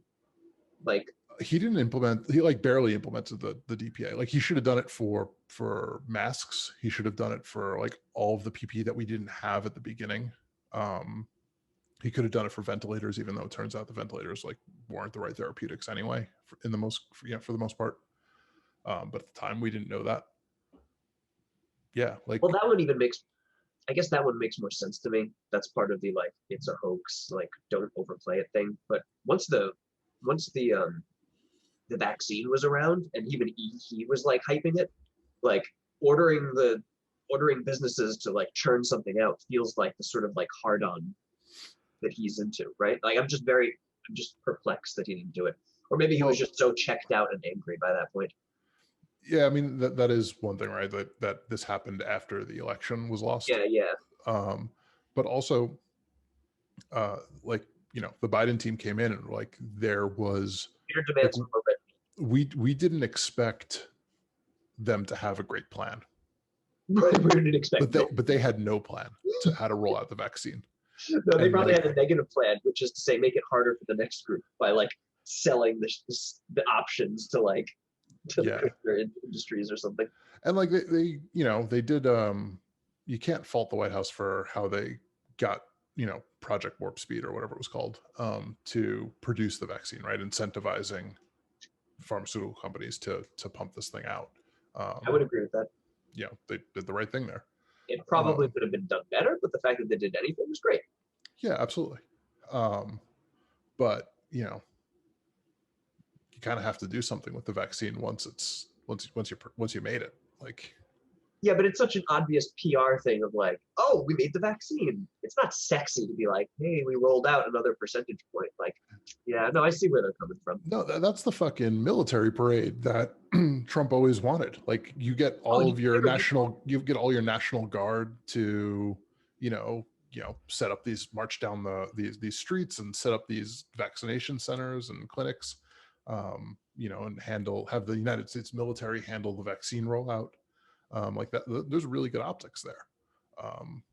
But yeah, I think at that point they were just so checked out from losing the election. Everybody whose job it was just didn't care anymore. Yeah. I'm really glad that Burks retired. Deborah? Yeah. Is that her name, Deborah Burks? I think so. I don't know. Dr. Burks. Dr. Burks, sorry. Yeah. I was like, it was like a D. I'm like, Deborah, whatever. Was that Fauci number 2? Yes. Oh, okay. Fauci light. Yeah. Scarved Fauci. Sure. Yes. She had She'd have the very scarves. nice scarves.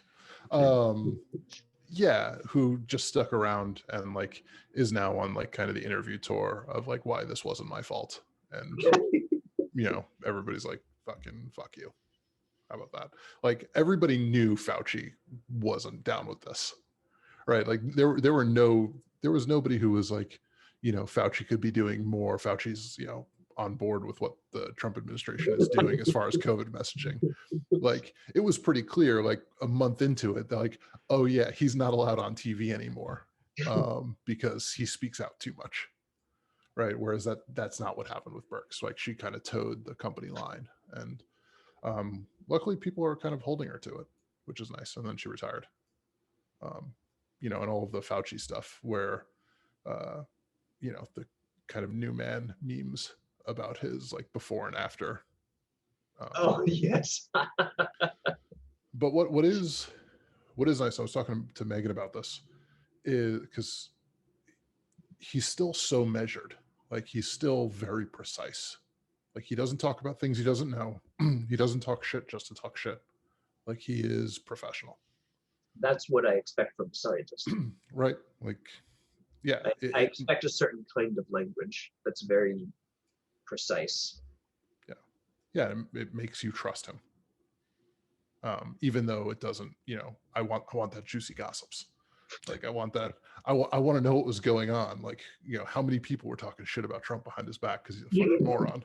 Like I want to know these things, but like he's not the one who's going to give it to us. And I, you know, even though I want it, I do respect him for it. You got to read Bolton's book for that. Fuck that guy. Fuck any publisher who's giving these people deals. Like, fuck your golden parachute. Like, yeah. It is. I have no patience for anyone who, including like Bob Woodward, you know, who is a journalistic hero, holding out information that the public should, like, they think is important enough to get a book deal for, and holding it out because, well, I have to write it in a book so I can make money off of it. Like, if it is important enough for you to be writing a book about it and it's happening now, you have an obligation to tell people. And at that point, you I don't know if that's the exact same metric I would use, but I hear what you're saying. Like there's a certain level of like, this thing is so bad. If you actually shared it right now, like he would be in jail instead of president, and you decided to just sit on your hat. Yeah. Not technically illegal, but the fact that somebody's giving you book money, fuck that. Fuck them. Like, fuck that. No. Yeah, I don't have patience for companies giving people book deals. Or, you know, I'm glad that Sean Spicer is like relegated to fucking OAN or Newsmax or wherever the fuck he is. I did read an article that made me happy about the continued plight of former Trump administration employees being like, nobody will hire us. Oh, what's her name? Is going to Fox. I'm sorry. I gotta bounce. Later, guys. All right, Later. Good one. Who's going to Fox? Thanks a bunch. Kellyanne Jr. Kaylee McEnany. Oh, yeah, no shit. Oh, well, all right. Well, maybe that was obvious, but I'm just saying. I mean, did anybody? So Fox can give her Fox money. Like Newsmax and OAN still don't have the Fox money. Oh, like they're like Bush League compared to what Fox is like. Yeah, that's why they get spicy. Who can we avoid? Yeah, who can we afford? Spicy hasn't worked in fucking 2 years. Let's get spicy. We can get them on the cheap. We can pick them up off the market on cheap. Yeah, exactly. You know, they're calling up from like, you know, AAA here. They're not making trades from the championship team. Remember, he's got to do the lines. Trump had the biggest inauguration crowd. He's got to say it if he comes here. Well, you feel like it was a missed opportunity, right? That they didn't open their first press conference saying that this was the most attended inauguration, because like it's such an obvious lie, right? Because nobody attended it. There was no attendance. It would have been a pretty funny joke, but maybe that's not the tenor that they wanted to set day one. Right. Like And you've seen what's the Baby Doocy already trying to get the bait and trying to poke and trying to get their like lines that they can then just run on Fox News all day, and They uh, have they given does OAN still have I don't White know House if press corps credentials? I don't know. I'm very curious whether or not that was revoked. But there's a difference between press credentials and getting, first, second, third question, stuff like that. You know what I mean? Oh yeah, I don't expect that they'll ever get called on. Right. Like you got all your questions in the last administration. You have no power here. I don't actually know. I mean, it would probably be. I would expect that they still have them. It would probably be too. It wouldn't look good if they revoked them immediately. Would you just like not call on them? Just, I mean, I guess them being there gives them the ability to do other things outside of what we see on camera, but it gives them the credibility. Yeah.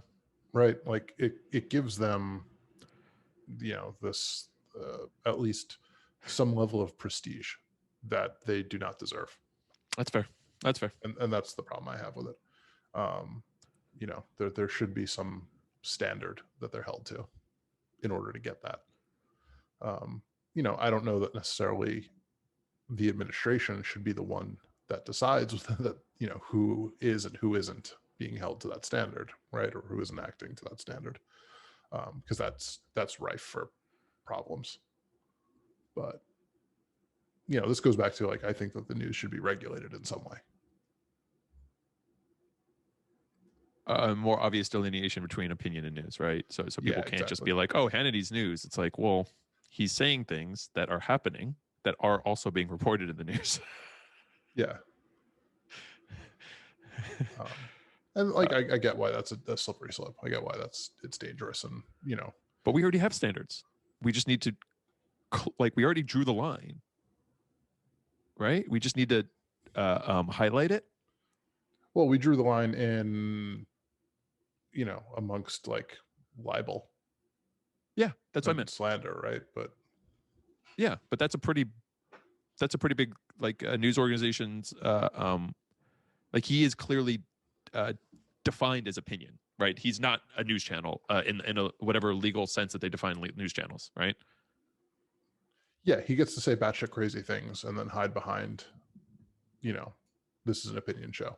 My point was more like, sorry, go ahead.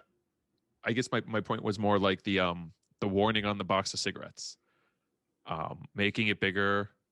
I think has done stuff positively, right? It didn't do nothing. Calling out, it's an opinion show, enforcing that regularly throughout the content. Like you have a break and you're like, hey, yeah, I'm an opinion show. I got to remind you, this is not a news show. This is an opinion show. I don't know that extreme, but a way to do that to like someone could tune in and be like, oh, right. Like 3 days after that law is passed, that regulation is passed, they're going to have to pass another regulation saying like, you're not allowed to wink at the camera when you say that this is an opinion show. No, having you holding your fingers crossed. Yeah, exactly.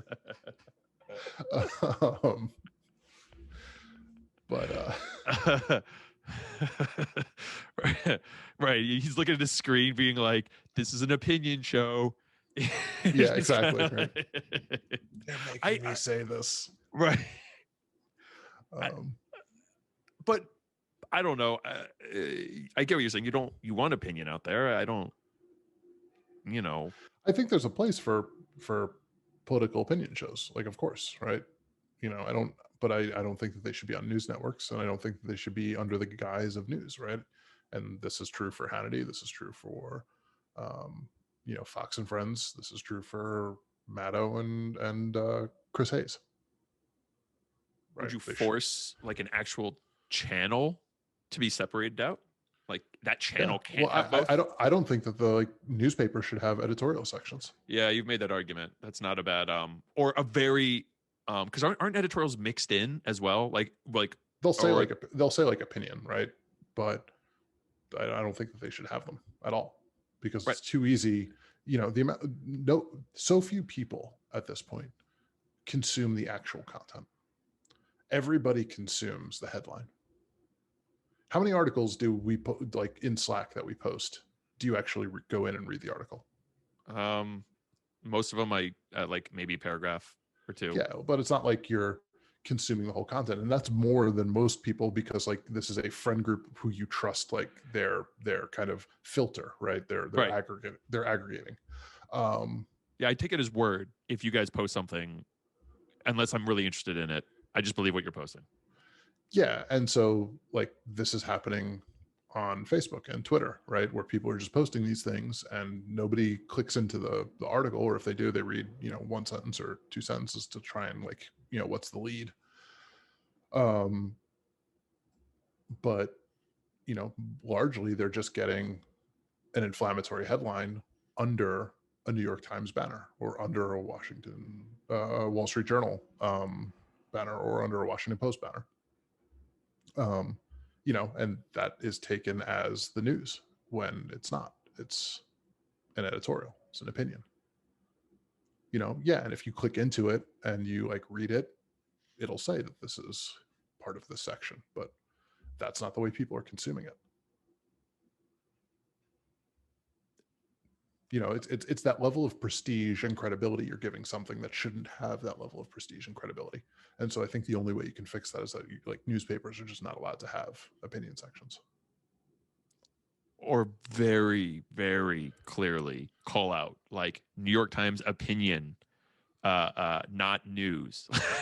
Yeah, like yeah, you can still have like fucking movie reviews and restaurant reviews. Like I don't care about that, right? But you know, the people railing for or against a thing is not what the newspaper is for. It's not what the news is for. And to your point, you get now. I honestly think a lot of the opinions. I mean, because they're opinions, a lot of them I don't agree with in a lot of these papers. But then you get a lefty opinion out there that I'm like, oh, I like this, and then it's reported as news by the right wing media as like an like, and they're not wrong. It's like they do get it. They do get that. And you probably post it in your Facebook, right, or your Twitter. Like you probably repost that link because you want to spread that message, right? You know, right. So you get the, you know, look at what the New York Times said. Like, look at this idea, right? Even if I'm not trying to say like the New York Times journalists are saying this, and the right wing gets to say, to your point, like, look at the fake news media with this opinion piece. Like, this is not real. This isn't news. This is taking news and stretching, like adding a layer of opinion that is very clearly across the line. Yeah, that sounds fantastic. I don't know how you do it. Well, you also hit the problem, I think, of what was it? If you removed everyone who says racist things on Twitter, you would remove 95% of the Republican Party. The right wing would denounce the definition of news because nothing they consume would be news at that point. I don't think this is just a right wing thing. I think the left wing does this absolutely as much. As much? I mean, look at like something like Common Dreams or Newsweek or, like, but the left doesn't say CNN is fake. They say CNN it has a bias. CNS has a thing, but they don't say, oh, the things CNN reporting are fake. Yeah, I guess my point though is that like they use the same kind of opinion pieces to propagate their ideas under the guise of news in, largely the same way. It's just that they're not like saying that, CNN is right-wing media. I mean, some of them are. Pete's friends are. But sure, like right center, maybe someone could make an argument, maybe, I don't know, but the, I guess I just mean to call it that very big distinction. People taking opinion pieces and claiming them as news sources. You're right. That feels like a thing that anyone can end up doing. But I mean, when I was on Facebook, I used to post New York Times opinion pieces. But that's not the problem, though. I guess I like. I guess my point was, um, if you were to do this, I think the left would, they wouldn't then have no news source to go to. Like, I don't think people on the left look at CNN and say I see what they're saying is fake. You're saying Fox News couldn't exist. No, the news part of Fox News, I don't even know who does it, honestly. It's like Chris Wallace. But he's Sunday. He's not every day, right? He's like a Sunday guy. It used to be like Shep Smith. So actually, the Fox News website is pretty, like, outside of the opinion parts of it, is pretty good.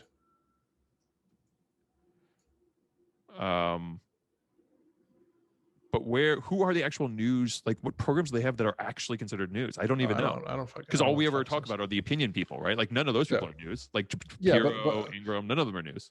Who are the news people on MSNBC?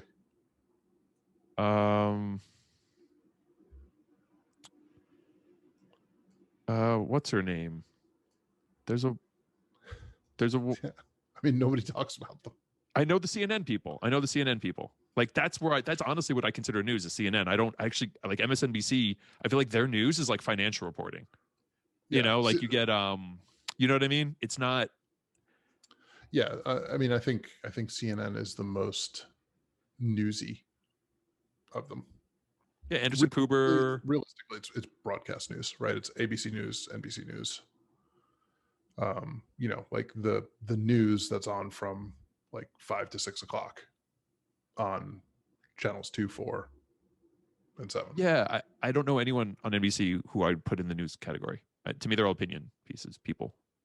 Yeah. They're the Hannitys of the left, right? I mean, isn't that? Yeah, I mean, that's what they were designed to do. Yeah. Apparently, Microsoft ended their relationship with MSNBC, I think, a while ago. But like now, why are they still called MSNBC? Also, how fucking weird is it that it was ever Microsoft NBC? Yeah, like, honestly, there was a channel. Like, why? What was this for? Actually, I had no idea that Microsoft bought it, and that's why it was MS. I just thought they felt like putting a couple letters in front. I'm like, that probably means something. No, it was a partnership with Microsoft in like '98 or something. Weird. It is weird, right? How's it going, man? Yo. Good evening. Clear, dude. I got a new headset. Nice. Do you have any opinion on on this? Anything we've talked about?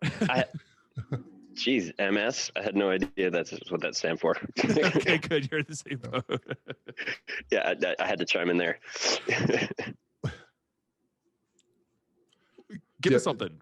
Give us something. Commentary. We've been talking. Respond to something.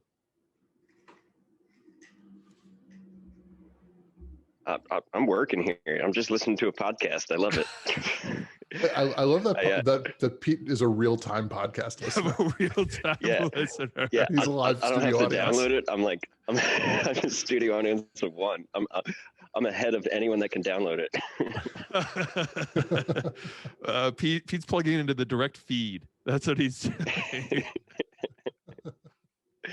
Pete, thank you for jumping on, Pete.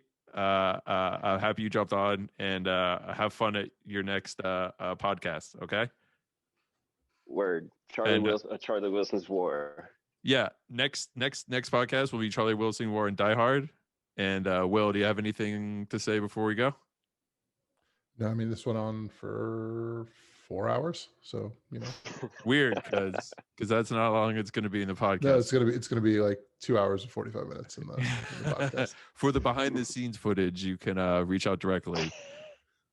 You get the extra content. You're gonna have you're gonna have one Patreon. I'm gonna start a Patreon. Did I miss the episode with Dana? Dana's not allowed to do the episode because she works for a real company and they have to clear that shit with they PR. have rules. Ugh. But what we are going to do is we're going to have her on. We're just going to do a normal one. And then we'll have that, same behind the scenes stuff where we turn off the recording and we ask her a bunch of fun questions. Cool. I would Again, like to be she up actually might not be allowed to even come on the normal one, Jim. As like a friend. She wouldn't even say your profession. Jesus Christ. All right. Well, I'm sure this is all fine. I'm done with you. All right, we're going. Pete, have a good night. All right. And I'll talk to you later, Will. Later. All right. Nice to see you all. Yeah, good seeing you, Pete. Bye.